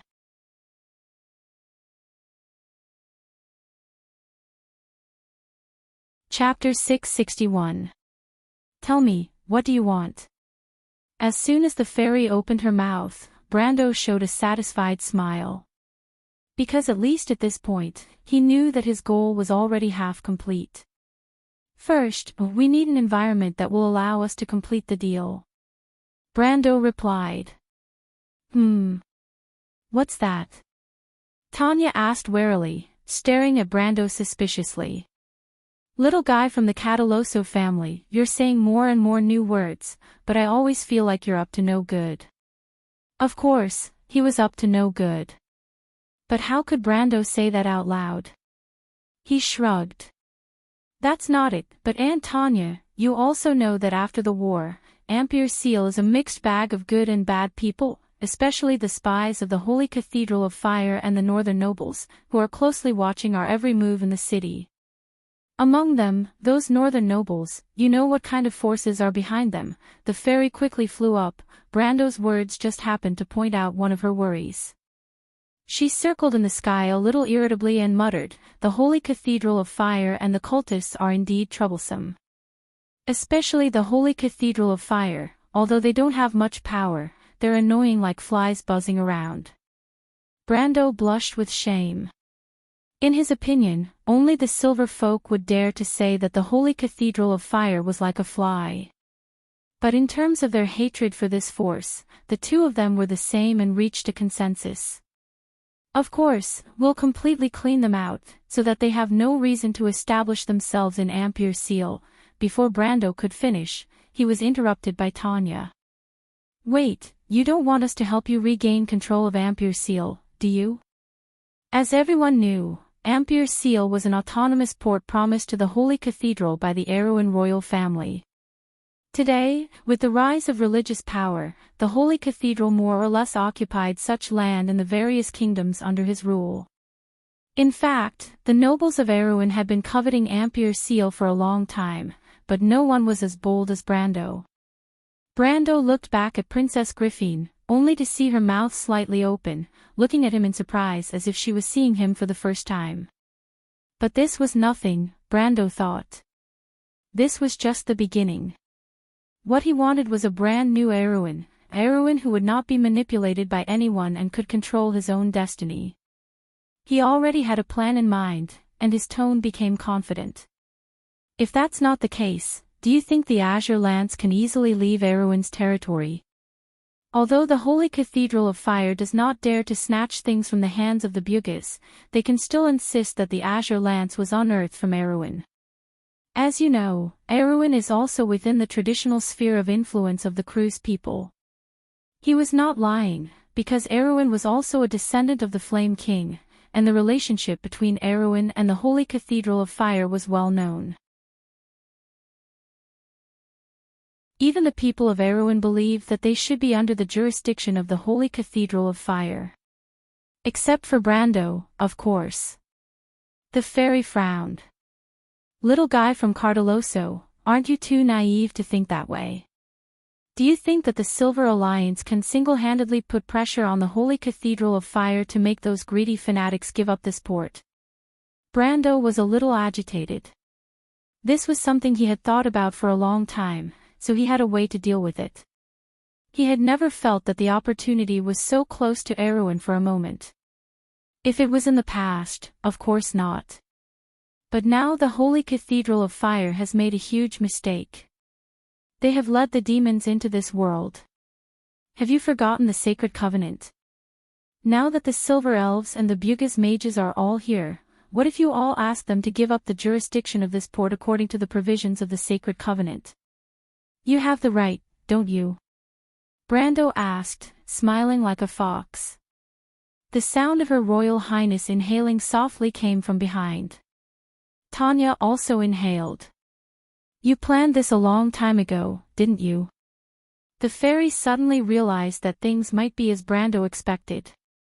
If this was the case, the Holy Cathedral of Fire might really have to give up Ampere Seal. Especially when the Sacred War was imminent on the ground. This little guy was changing history. She suddenly realized this and couldn't help but take a deep look at Brando. But Brando disagreed and replied, this is just to ensure the completion of the transaction. If the Bugis have the ability, why not do it better? Even Aunt Tanya should admit that in order to ensure the safety of the transaction, we have to sort out a quiet environment, right? Besides, no matter what, the Silver Mages will be able to get the Azure Lance. This transaction is a profit for you all. That's right, little fox. The fairy snorted. But she didn't care whether Erwin could take back Ampere Seal, she just thought it was troublesome. In fact, she knew very well that for the sake of the Azure Lance, the archivists in the Sacred Library would do anything. Not to mention helping Erwin take back a port. Even if they had to join the Sacred War of the Mortals, so what? The long life of the Silver Folk had already shaped their arrogant and indifferent character. Good. Brando nodded with satisfaction. Sweeping the Holy Cathedral of Fire and the Northern nobles out of Ampere Seal so that Erwin could take back the port was actually only part of the deal. The key was that in this way, the tentacles of the Holy Cathedral and the Northern nobles would have a hard time penetrating the center of the South, and it would be much easier for Her Royal Highness to complete the unification of the Southern Territory. Of course, he wouldn't say these hidden parts and take up the share of the transaction. He continued, then the next thing is the compensation I need personally. What do you need now? Tanya asked in annoyance. What I want is very simple. I want to learn how to decipher ancient characters from you, and study these 3 slates with you while you stay at the port. Brando replied. In fact, for him, this was the crux of the deal. No one knew what kind of bloodshed these Earth slates would cause in the future, because the knowledge on the slates was too precious. It not only recorded ancient history, but also secret methods and knowledge from before the glory was lost. About the past, and everything about the people of the gods who had disappeared, but deciphering the slates was a specialized skill, and even the mages of Galba knew very little about it, and now was an opportunity to get started. How could Brando let it go? Erwin missed the first war of the Holy Saints, so he couldn't become one of the most powerful empires in the world of Wond. But now, with him around, how could Erwin miss another opportunity? However, this deal sounded a little insignificant to Tanya. She froze for a moment, probably not expecting Brando's request to be so simple. The fairy's face softened a little, and she looked at Brando carefully. So you're not really greedy. It's been hard on you. She flew to Griffin's side and sighed. You have a great night, Griffin. Yes.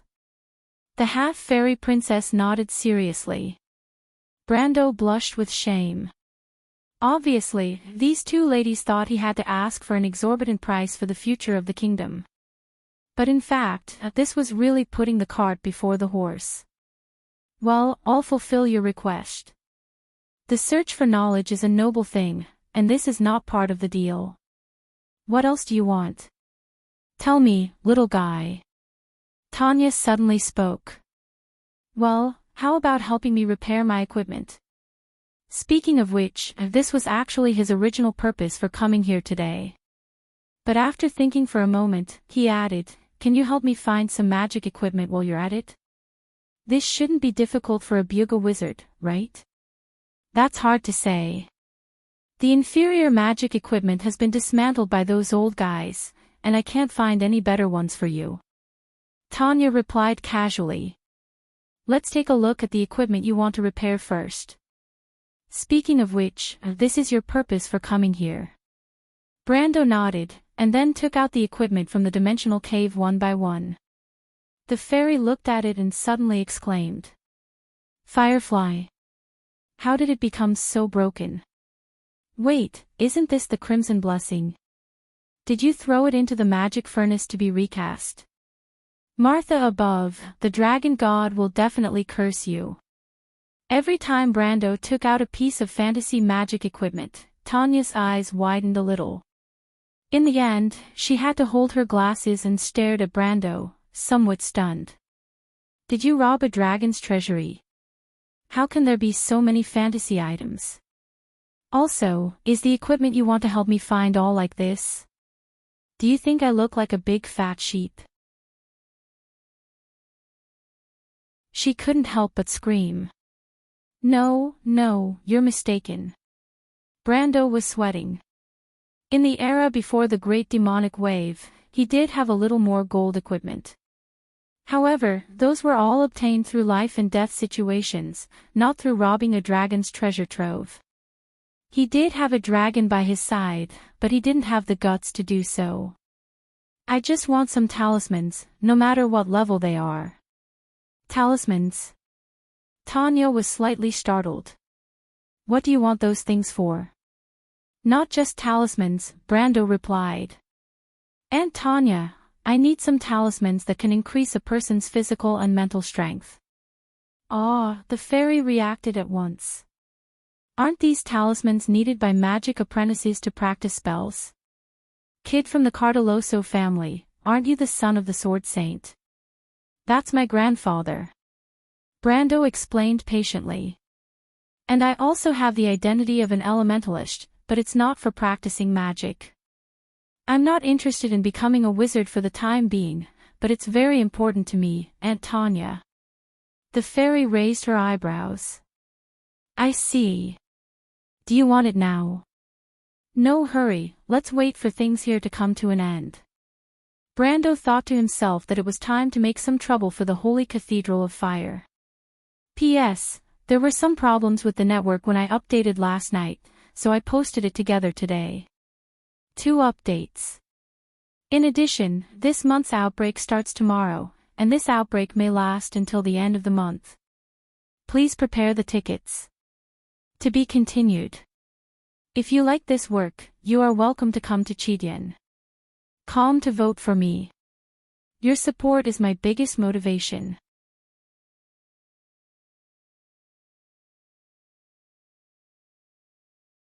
Chapter 662. Outside the window, green and dreamy vines hung down. The sunlight flooded the windowsill, and the room was quiet. The female knight, Nia, sat by the bed and peeled the oranges one by one into the crystal plate on the bedside table. Then she carefully looked at the delicate sleeping face on the bed. In her heart, the lady was probably the most beautiful person in the world. The words noble and kind seemed to be specially created for her. Few people outside knew what was happening inside Yanbao. Since the sword throne was broken, the struggle for power in the family had not stopped for a moment. The collateral branches all thought that the current head of the family, the current Earl Yanbao, should be responsible, but everyone knew that it was just an excuse. The source of the struggle was the Earl's younger brother, who was called Dear Baron Doll by the outside world. But it was not full of praise, especially when Yanbao led the people to mention it. They all gnashed their teeth. About a month later, the Earl's youngest son was poisoned to death at the revival ceremony. It was later proven that he was just paying for someone else's life. The gluttonous little guy slipped into the kitchen, and his body was found with a little maid. There were some things that Nia did not dare to tell Dilfari, but she felt that the clever lady could more or less guess something. If she had not watched the old master become more and more haggard day by day, the lady would not have rashly gone to the south. She stared at the pale face in a daze. The thick eyelashes drooped gently, and the lips were as red as cherries, dotting the snow-white skin. Over the past few days, Miss Dilfari had only been awake for a limited time, but every time she asked if there was any news from the family. The female knight looked at her weak appearance, and several times she almost could not hold back her tears. The lady could not stand up and had lost the ability to use magic for the rest of her life. She was recognized as a genius in Yanbao when she was a child. What kind of power made her accept this so calmly? The female knight looked at her sword. The reason why she was called a knight was that her ancestors had been blessed by the Earl of Yanbao, but the lady might have her own choice. At this time, there was a soft knock on the door. Miss Nia. It was the maid's voice. The female knight seemed to be startled and replied with some shame, "Please keep your voice down and come in. The lady is still resting." The door was pushed open, and the maid's expression was somewhat ugly. But she still bowed and greeted first, "Miss Nia, there's someone outside who wants to see you." It's... Nia didn't notice her expression. All her attention was on her young miss. She asked without turning her head, "Is it Her Highness or Miss Amandina?" "No, Lady Nia." Before the maid could finish, a voice rudely interrupted her. The voice was a mix of excitement and pride, and it was as high-pitched as a male duck quacking. Ampere Seal is not small at all. I wonder what the capital is like. What's wrong, little Nia, you can't even recognize me after a few days. Hell. The female knight shuddered as if she had found this name from hell. A look of disgust appeared on her face. She stood up and subconsciously reached for her sword.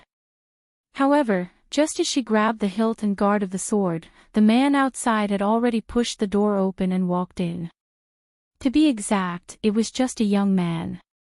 His dark brown curly hair was very beautiful, but it contrasted with the pale skin underneath.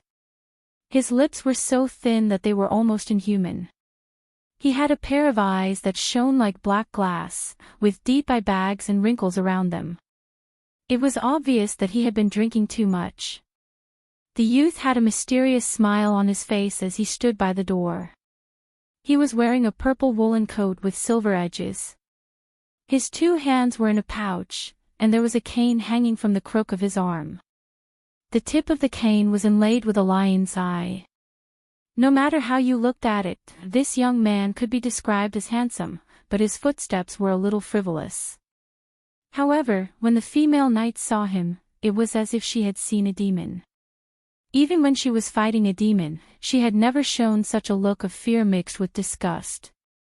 When the young man saw the female knight, he smiled, revealing his white teeth. "Miss Nia, have you considered becoming my knight? I will give you the best warhorse in the north, but you are also the one I like the most. In your dreams."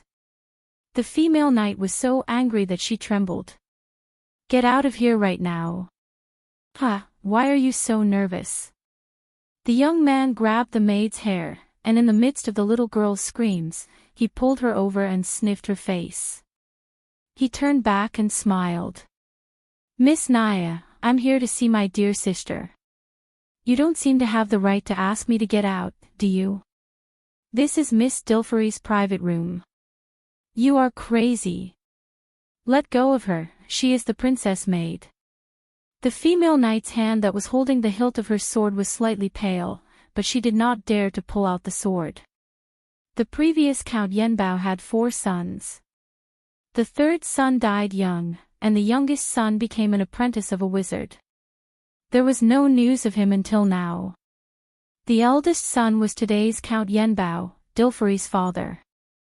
Dilfery went to Ampere Seal this time with the title of Count, but she had not really inherited the territory. The second son was the well-known Deerdale, the father of the young man in front of her.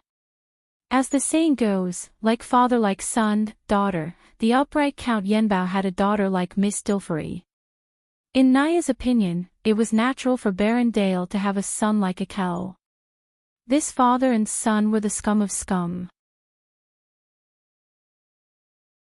The young man let go of the maid, and the poor little girl let out a frightened scream and stumbled out.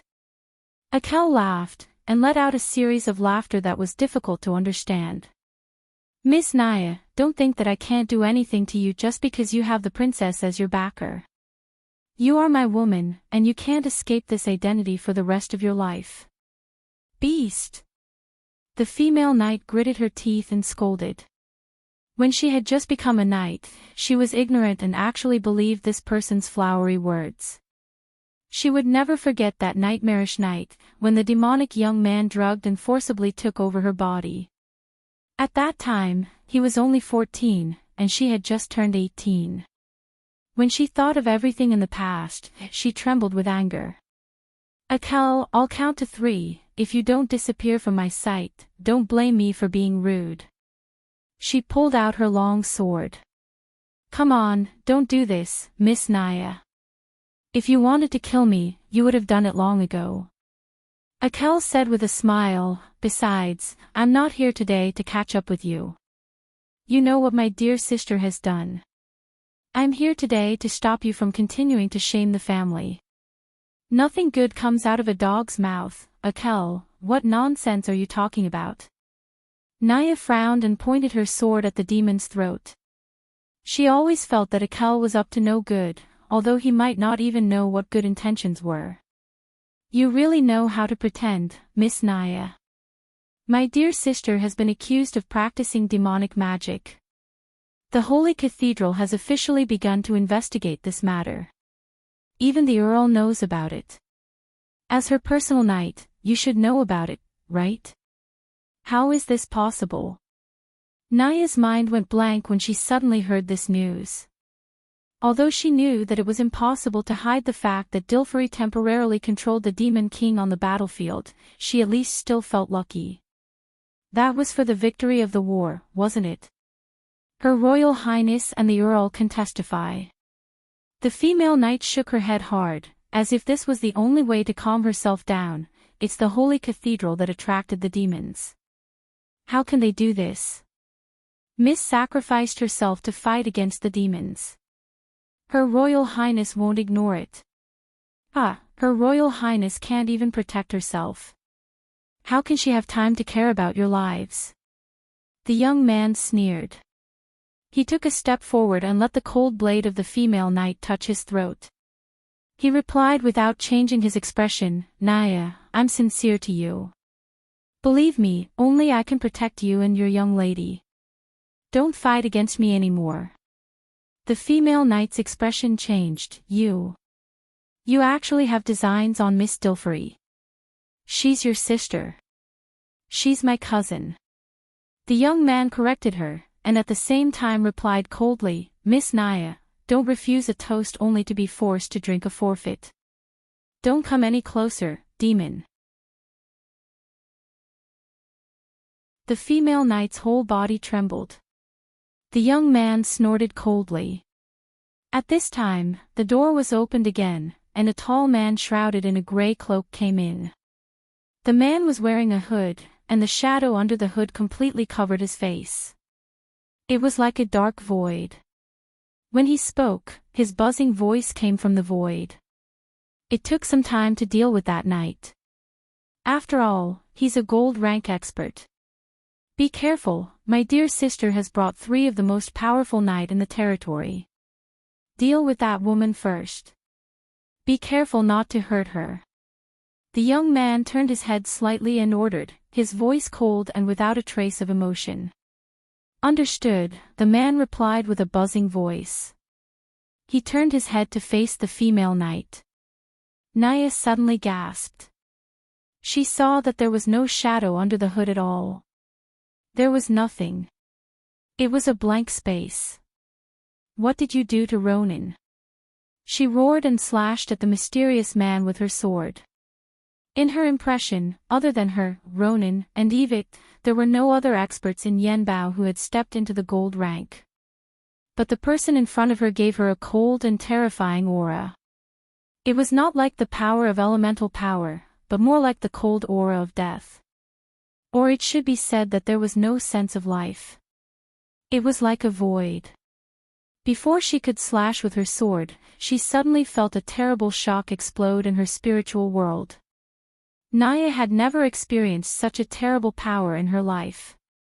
It was as if a sharp awl had been nailed into her brain, causing her to scream and kneel on the ground with her hands covering her head.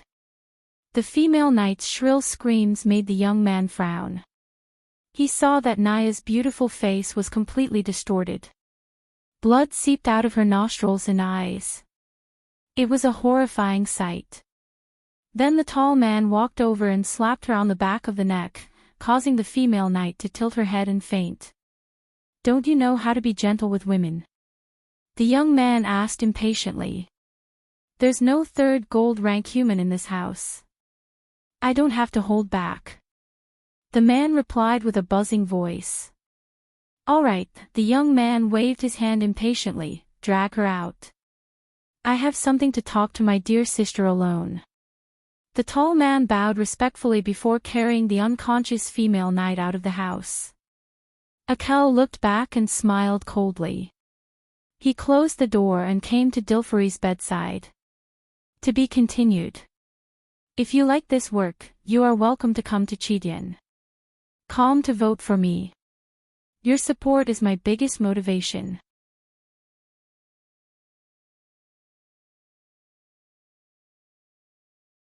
Chapter 663.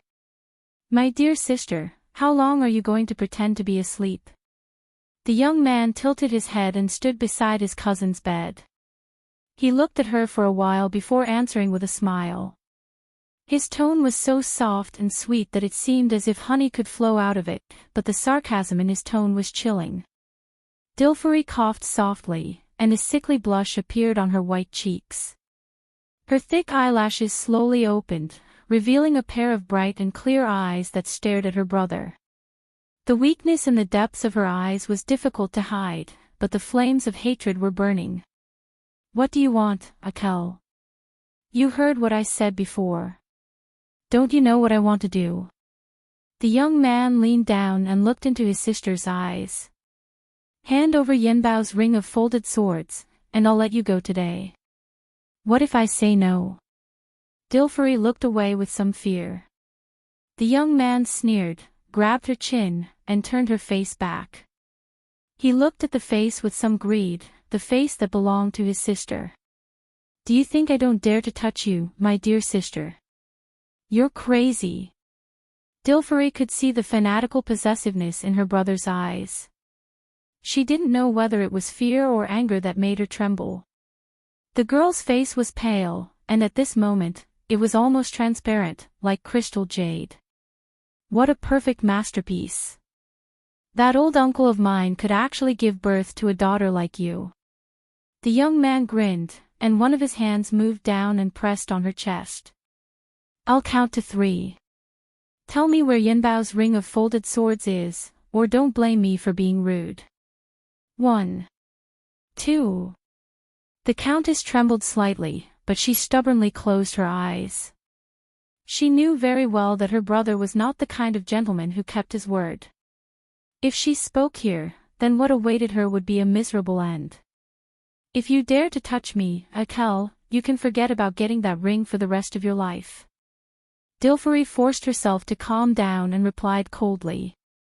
Yinbao's ring of the folded sword was a keepsake passed down from generation to generation during the Cipher dynasty. This ring was to the Yenbao family what the Lionheart sword was to Erewhon, and the flaming blade was to the Cruz Empire. Without this ring, Count Yenbao would never be legitimate. Wrong answer, 3. The young man sneered, "My dear sister, you are mistaken about one thing. Do you think this ring is really important to me? The position of Count Yenbao will belong to me sooner or later. It doesn't matter to me whether I have those external items or not. In comparison, I'm more interested in you." As he spoke, he tore open the first copper button on Dilfari's chest. Ah! Dilfari felt a chill in front of her chest. Her snow-white skin was exposed. She couldn't help but scream, "Akel, you're crazy." The Countess finally felt fear. She struggled violently. But in return, the young man replied somewhat manically, "Yes, I am crazy, my dear sister, but you asked for it." As he spoke, he pressed the weak Dilfari back onto the bed. "I'll give you one last chance, Dilfari, the Yenbao family's ring." Akel roared. "I won't give it to you even if I die, Akel." The Countess wept weakly. "Then you can go die." But as soon as the young man's voice fell, a cold voice replied, "Yes, I also think that some beasts should die." "Who?" The sudden voice made Akel turn around in horror, but he only saw the door behind him fall apart like a piece of paper. A long black sword pierced out of it, and in the next moment, it was already in front of him. "No!" The handsome young man let out a shrill scream, "Damn Anurek, where are you?" Naya recovered after a short period of unconsciousness. She seemed to be slowly waking up from a long dream. She only remembered that she seemed to have had a nightmare, and in that nightmare, there was a demon she didn't want to see. A conversation gradually became clear from this dream. "Brando, after the matter in Ampere Seal, I want to go with you to Tonajol." "Your Highness, what's wrong? Am I not welcome?" "No, I just feel a little confused."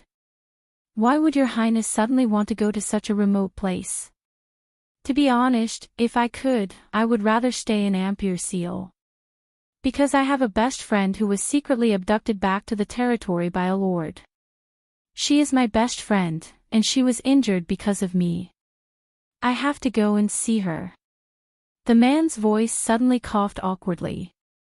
Two voices came from afar. The female knight was stunned for a moment before she realized that it was Her Highness and the Count.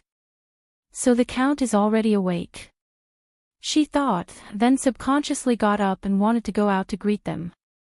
She was a little confused as to why she suddenly fell asleep. But when she moved slightly, she found that her hands were tied behind her back. In fact, her whole body was tied behind her back to a pillar. Naya suddenly woke up, and everything that had happened before seemed to immediately return to her memory. "Miss Dilfari." The female knight couldn't help but call out in a low voice. She suddenly opened her eyes and saw that the door in front of the hall had been pushed open by Brando and Her Highness. She immediately saw the maid beside them. And Brando saw the female knight tied behind her back at a glance. Of course, he still remembered this cow knight. When he first met Dilfari, he had even exchanged blows with her once. He remembered that the other party should be called Naya, Dilfari's personal knight. But what's going on? His face immediately changed. What the hell is going on? Her Highness also turned around and questioned the maid. Before they entered the courtyard outside, they saw the maid standing outside with a pale face, but when they asked her what happened, she couldn't answer. He and Princess Griffin realized that something was wrong and hurried over. They didn't even knock on the door and directly opened it. They didn't expect to see such a scene as soon as they opened the door. Brando rushed to Naya's side, helped the female knight untie the ropes on her body, and then took off the cloth ball stuffed in her mouth. Naya felt that the foreign object in her mouth was gone, and before she could catch her breath, she immediately shouted to Brando, "Mr. Brando, quickly go and save Miss Dilfery." "Where is she? What happened?" Brando's face changed. After he and the princess left Lucretia's weapon and armor shop, they also came to visit the countess on the spur of the moment. Her Highness mentioned that Dilfery's condition wasn't too good. Forcefully using the devil armband had greatly overdrawn her life. Although she saved her life in the end, it was likely that she would have to spend the rest of her life in a wheelchair. Brando originally wanted to comfort the countess. In fact, he had already expected this outcome. The Devil King wasn't someone that could be controlled by just anyone. At that time, everyone thought that they were going to die, so they rashly let Dilfery use this method. But they didn't expect that the one who was left with the greatest injury after the battle was this girl from Yenbao. But in Brando's view, this wasn't irreparable. At least the legendary Fountain of Life in the Black Forest could perfectly solve this problem. Of course, the Fountain of Life was just an illusory legend to the average person, but it wasn't necessarily so for him. Brando felt that as long as he waited a little longer, it wasn't impossible to enter the Black Forest to find the Fountain of Life. Of course, before that, he felt that he needed to calm Dilfery down. But he didn't expect to encounter such a situation as soon as he arrived. In fact, before Nia spoke, Brando more or less guessed who the enemy was. There were only 3 forces that could cause trouble for the Countess now. The first was the Devil King, but the Devil King's revenge wouldn't come so quickly. Besides, even if the King of Chaos wanted revenge, he would first look for him and not the Countess. Then there was the Holy Cathedral of Fire. But using demonic spells could be a big or small matter, and the Holy Cathedral of Fire obviously wouldn't slap themselves in the face at this juncture. Besides, they wouldn't use such underhanded means. Kidnapping a noble. If word got out, the Holy Cathedral of Fire could close down in the future. Then, the only thing left could only be a power struggle within the Yenbao family. In fact, as early as when he sneaked into the manor and first met Dilfery, Brando realized that there might be a problem with Yenbao. Otherwise, they wouldn't have let a girl like Dilfery come to such a place to represent Count Yenbao, and even bring along the strongest fighting force within Yenbao. But what he didn't expect was that the moment the War of Ampere Seal ended, those reckless nobles came to cause trouble for him. And they directly attacked Dilfery. The anger in Brando's heart burned fiercely. Miss is in her room on the 2nd floor, and someone wants to harm her dash. Which room is her room? The female knight's words were interrupted by Brando before she could finish. The young lord's cold tone startled Nia slightly. She probably didn't understand why the other party was so angry. In her opinion, Brando was one of the culprits who caused Dilfery to become like this. She didn't have a good impression of Brando, but now she had to answer weakly. "She's in the 3rd room from the left upstairs, Count, please hurry up and help Miss." Before the female knight finished her weak words, Brando's Halran Gaia was already out of its sheath, and the dark blade reflected a slight chill in her heart. She could feel the murderous intent emanating from the young lord, and in the next moment, Brando disappeared in front of her. Cruz's Flash Strike Sword Art. Brando was using Flash Strike Sword Art. He swung his sword backhandedly at a pillar on the 2nd floor suspended corridor, and cut it in half along with his sword. Then he passed through it and landed steadily on the corridor. The door to Dilfery's room was already in front of him.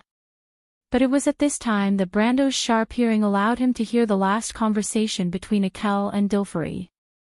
It would have been better if he didn't hear it, but once he heard it, Brando almost went crazy. Is this still a human? Although he already knew some of the unbearable rumors about Erwin among the nobles, he couldn't believe that he could do such a thing to his sister as an elder brother. Whether it was the half of Brando's soul that was a modern person or the heart of a simple young man from Bucci, he absolutely couldn't accept it. His heart was cold, and he probably only felt this angry when he saw what Grodin did in Abbey's castle. The element of space solidified with its owner's anger, and before Brando could even draw his sword, a white frost bloomed in all directions with him as the center. Brando swung his sword forward.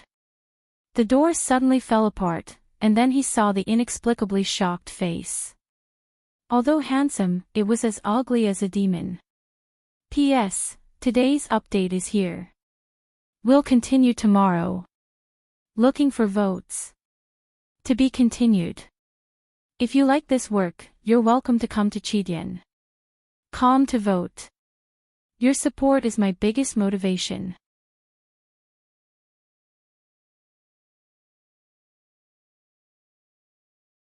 Chapter 664.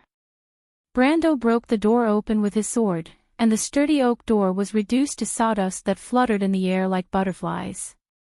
His black coat was like a rose that bloomed in the middle of a cracked wooden board. The petals extended forward, and a cold blade pierced out from the center, pointing directly at the noble young man on the bed who had one hand on the countess' neck. Akel probably never dreamed that someone would suddenly break in. His face was full of shock, and he shouted angrily, "Damn you, Anurek, where are you?" The next moment, a black shadow pierced straight at him, but Brando had already guessed that there might be someone else in the room when he heard the young man's angry roar. He subconsciously pulled back the sword in his hand. Ding! There was a sharp sound that made one's teeth ache. Brando felt that the Halran Gaia had blocked something. He squinted slightly, and only then did he see that it was a transparent longsword that shone like an ice crystal. "Get out of my way!" With a furious roar, the crystal sword pressed forward against the Halran Gaia's blade, and it was about to cut Brando's wrist. But the Halran Gaia was pushed forward, and a majestic force was released like a landslide or a tsunami. Instantly, the crystal sword that was as thin as ice was bounced away. Brando felt the gray shadow retreat, and then he saw that the person who held the sword was wearing a gray cloak that reached the floor. It was like a nightmare under the hood, and the black smoke was so dense that he couldn't see the person's face clearly. The ghost roared, and his muffled voice was filled with shock and anger. He probably never dreamed that this young human in front of him would have such terrifying strength. He didn't know that Brando was equipped with the Ghost Knight's crystal, and his strength was naturally one level higher than those of the same level. Moreover, it was a miracle that he reached the peak of gold at the age of 20. And Brando was the creator of this miracle, and he didn't intend to give the other party any chance. His long black coat was pulled back in the fluttering wood shards, and another ray of black light slashed at the strange person. Flash! Sword! The ghostly figure screamed strangely, as if it recognized Brando's swordsmanship. It had already been swept back to the bed by Brando's sword earlier, and now it had no choice but to raise its crystal sword to parry. However, when the two swords clashed, there was a heart-palpitating shattering sound, and countless patterns instantly spread out from the crystal. Brando did not say a word and continued to move forward with the Halran Gaia in his hand. The next moment, the gleaming sword in the grey-robed man's hand suddenly shattered into countless pieces and exploded. The monster screamed as it realized that there was an insurmountable gap between it and the young man. At the last moment before the blade touched its body, it raised its head and sent out a spiritual wave that was almost visible to the naked eye, piercing straight into Brando's brain. Mental attack. The speed of the spiritual wave was extremely fast, and the distance between the two of them was extremely close, leaving no time or space for Brando to dodge. The moment Brando reacted, this mental attack had already pierced into his mind. Unfortunately, the ghostly figure had obviously targeted the wrong person this time. Brando's willpower attribute had reached a terrifying number after being strengthened by the blood of God. After the lightning core was implanted, it was even more heaven-defying. Thus, the willpower barrier created by it could even be immune to most spells, let alone spiritual attacks. When the ghostly figure's spiritual attack collided with Brando's willpower barrier, it was as if it had collided with a 1,000 mm thick steel plate. Brando felt that someone was spying on him in his willpower domain, and he could not help but sneer in his heart. He coldly watched as the spiritual wave seemed to have collided with an invisible wall and shattered into pieces. Then, the resulting backlash swept back at 10 times the speed. Brando glared at the other party coldly. The ghostly figure suddenly let out a shrill scream. It held its head and shook it wildly. However, it was of no use. Everyone present heard a crisp, cracked sound, and then the monster's head exploded like a glass ball. Brando secretly cursed. He thought that he would see the legendary scene of the brain exploding and blood splattering all over the room. Of course, it did not matter to him, but don't forget that there were a few ladies here. Who knows, maybe his name would spread throughout Ampere Seal. But he did not expect to see the monster's head explode like a crystal ball in the next moment. Pieces of crystal flew in all directions like blades, piercing the whole room. Brando hurriedly activated the conflict halo, and the pieces of crystal collided with the magic shield and flew in all directions. In the end, he did not end up exploding into a hornet's nest. On the other hand, the young nobleman named Akel was not so lucky. He was watching the fight in the house with a shocked expression. Who would have thought that his subordinates would turn into a suicide attack? When countless crystal shards exploded, he was almost completely in front of Dilfari, shielding her with his body. So, the end result was obvious. The moment the crystal shards exploded, hundreds of steel needle-like shards pierced into his entire body, riddling his handsome face with holes. One of the shards even pierced his eyeball, causing his right eye to flow out of its socket like a lump of rotten meat. Akel, who was covered in blood, seemed to be stunned for a moment before he reacted. He immediately held his face in his hands and screamed miserably on the bed. That shrill scream was like an animal sent to the slaughterhouse, making people shudder.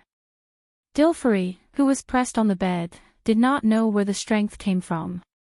She took the opportunity to push this guy away and struggled to jump off the bed. But she forgot that she could not walk at all.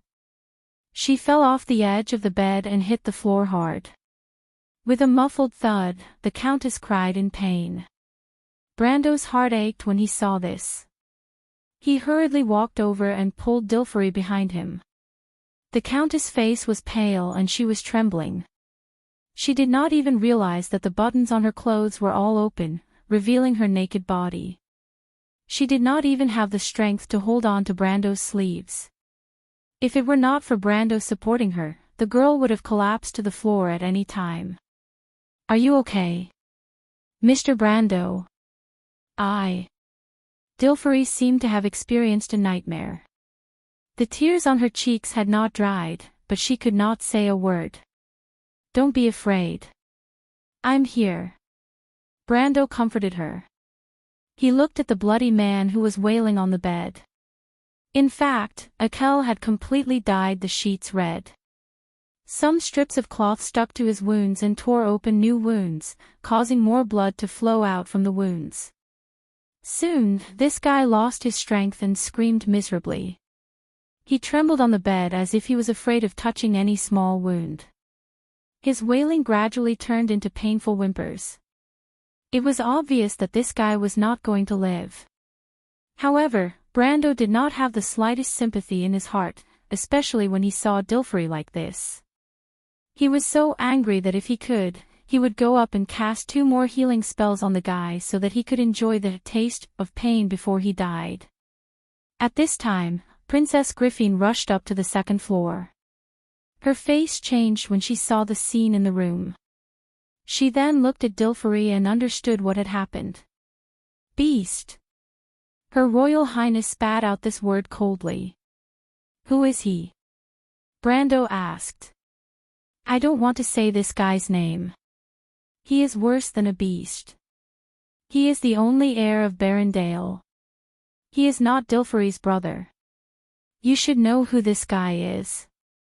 Princess Griffin looked coldly at the sobbing bloody man on the bed, then turned to look at Dilfery with a gentle gaze and comforted her. "Dilfery, are you okay?" The Countess was still strong in front of Brando, but when she saw her childhood playmate, she finally couldn't help but cry. Her Royal Highness hurriedly held her, comforted her gently, and threw a look at Brando. "How long are you going to hold her?" The meaning of that look was. Brando was slightly startled.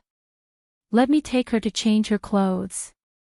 "You made such a big scene here, the Coast Guards will be here soon. Do you want Dilfery to be seen by outsiders like this?" Her Royal Highness whispered. Brando then realized and hurriedly helped the Countess, who was crying, into the princess' arms. Then he glanced at the young noble on the bed who was almost exhausted. Previously, he attacked out of anger and did not think so much, but now he realized that the scene was a bit difficult to clean up. However, this fellow reaped what he sowed. Otherwise, he would have left him alive and asked him what was going on first. Now, he killed a noble for no reason, and he didn't even know why the other party was here. But what really puzzled Brando was another thing. He couldn't help but take another look at the room. "What are you looking at?" Noticing his gaze, Her Royal Highness asked sharply. But Brando shook his head. He had some guesses in his heart, but he was not sure. He pointed to the bloody man on the bed and asked, "Nothing, what about this guy?" "Please leave it to me, Count, Your Royal Highness." A cold voice interrupted. Brando and Her Royal Highness turned around and found that Nia had come up. The female knight looked at the two of them with pleading eyes. Brando saw the pair of eyes full of hatred and anger and couldn't help but be slightly startled. He hesitated for a moment, but finally nodded. About 5 minutes later, a final wail came from Dilfery's room, and then the sound stopped abruptly. The actions of the Coast Guards were obviously much slower than Her Royal Highness expected. At least before they appeared, the Countess had finally changed her clothes. Brando saw Dilfery in a wheelchair with Princess Griffin. The Countess obviously hadn't been freed from the previous nightmare. Her two hands clutched the shawl tightly, as if she could get some comfort from it. But at least she could speak normally. The pale Countess looked up at Brando and whispered gratefully, "Mr. Brando, thank you." "It's nothing, so what's going on?" Brando asked. He didn't believe that the bastard came from Yenbao just to rape his sister. Besides, he also heard Akel ask Dilfery for something.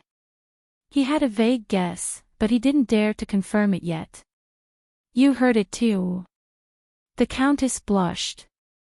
She never dreamed that she would let Brando see such a shameful scene. It was a shame to the family. "My brother, he came to me for the ring of the sword protector." "That's not your brother, he's just a beast." Princess Griffin was still angry. The ring of the sword protector is an honor given by the royal family to the family of the sword protector. That guy wants to rely on such a shameless means to get it. It's outrageous. Brando nodded. He was not surprised. Erwin's nobles were only left with such nonsense. It was just that Dilfery's brother's means were too despicable. To use such means on a woman, especially his own sister, such a person was just wasting food in this world. "Why is Yenbao in such a mess?" he asked. This time, Princess Griffin answered for him. "It's normal. The sword protector is broken. Some of the demons and ghosts that usually hide will definitely take the opportunity to jump out and stir up trouble. If they don't do so, it'll be suspicious." The half-elf girl replied coldly, as if she was used to such things. She was indeed used to it. Not only that, she had experienced it herself once. In the face of supreme power, kinship was just a veil that could be easily torn. "No," Brando shook his head. I mean, could it be that Count Yenbao, Miss Dilfery's father, has lost the ability to control the situation? If I remember correctly, Dilfery, you took away the 3 strongest swordsmen of Yenbao, but your father should still have a private army in his hands, right? If Count Yenbao still had a little bit of control over his territory and subordinates, that guy wouldn't be so arrogant. Brando did not finish some of his words, but the princess and Dilfery understood his subtext. If Count Yenbao still had power, Akel would not have dared to come to Ampere Seal and attack Dilfery so brazenly. Although Dilfery and Princess Griffine were only girls, both of them were born in noble families and were well aware of the rules of nobility. They immediately reacted, but Princess Griffine was the first to react. Her face changed and she asked anxiously, "Mr. Brando, are you saying that something might have happened to my father?" "You don't have to be so nervous, Dilfery. Those guys could also be foxes trying to intimidate others." Princess Griffine shook her head and comforted her. "The Holy Cathedral is making an issue out of you knowing demonic magic. I actually know about this. I originally thought that they wouldn't be able to cause any trouble, but I didn't expect that in a moment of carelessness. The Holy Cathedral is going to take responsibility for Dilfery's demonic magic." It was the first time Brando heard this news, and he was furious. The demons were summoned by the Holy Cathedral, and he was the one who gave the demon armband to Dilfery. Dilfery was the daughter of a count, but she couldn't even walk on her own because she knew demon magic. She sacrificed herself to save the entire port. Now those bald donkeys from the Holy Cathedral were going to make trouble for her. Brando took a deep breath and frowned. It took him a lot of effort not to immediately turn around and make trouble for the Holy Cathedral. He believed that Princess Griffine was not the kind of person who would sacrifice others for the sake of the big picture. He looked at Princess Griffine. The half-fairy princess sighed. This was not Archbishop Wood's idea. It was just those clowns who colluded with the northern nobles. What's more, the cause of the matter was also the fault of the Cruz people. I originally thought that this was just a little trick they came up with to disgust us, but I didn't expect that it was misunderstood by some people. This some people was obviously referring to Akel and Baron Dahl. But Brando frowned. Was that so? Dilfery, he suddenly asked, are you familiar with your uncle? Well, I'm somewhat familiar with him. He doesn't have a very good reputation outside, but it is said that he is a very capable person. He has always been at odds with my father, but according to the family rules of Yenbao, except for the Earl himself, the lower branches are not allowed to have private armies, so the conflict between him and my father is just to the extent that they don't want to see each other. Dilfery frowned and replied. She was obviously thinking about something. Then do you know what kind of retainers he had before? Brando asked. I don't know, Dilfery shook her head. I haven't seen the person Akel brought with him. Naya may know something. She knows more about the flow of people in the territory than I do. I asked her. Brando replied. But this time, he put on a serious look. I'll ask you one last question, Dilfery. What? Has anything strange happened in the Yenbao area recently, or has something like the Crystal Forest appeared? P.S. I have something to do today. I'll go out in a while. I'll continue tomorrow. If you like this work, you are welcome to come to Chidian. Calm to vote for me. Your support is my biggest motivation. You're tuning in to the LoveLore Library YouTube channel. We're so grateful for your support and don't forget to subscribe to join us on this incredible journey through captivating stories. Your generosity through donations truly makes a world of difference, as it's the primary source of revenue that allows me to expand and enhance this channel for you. Thank you from the bottom of my heart for being a part of this adventure.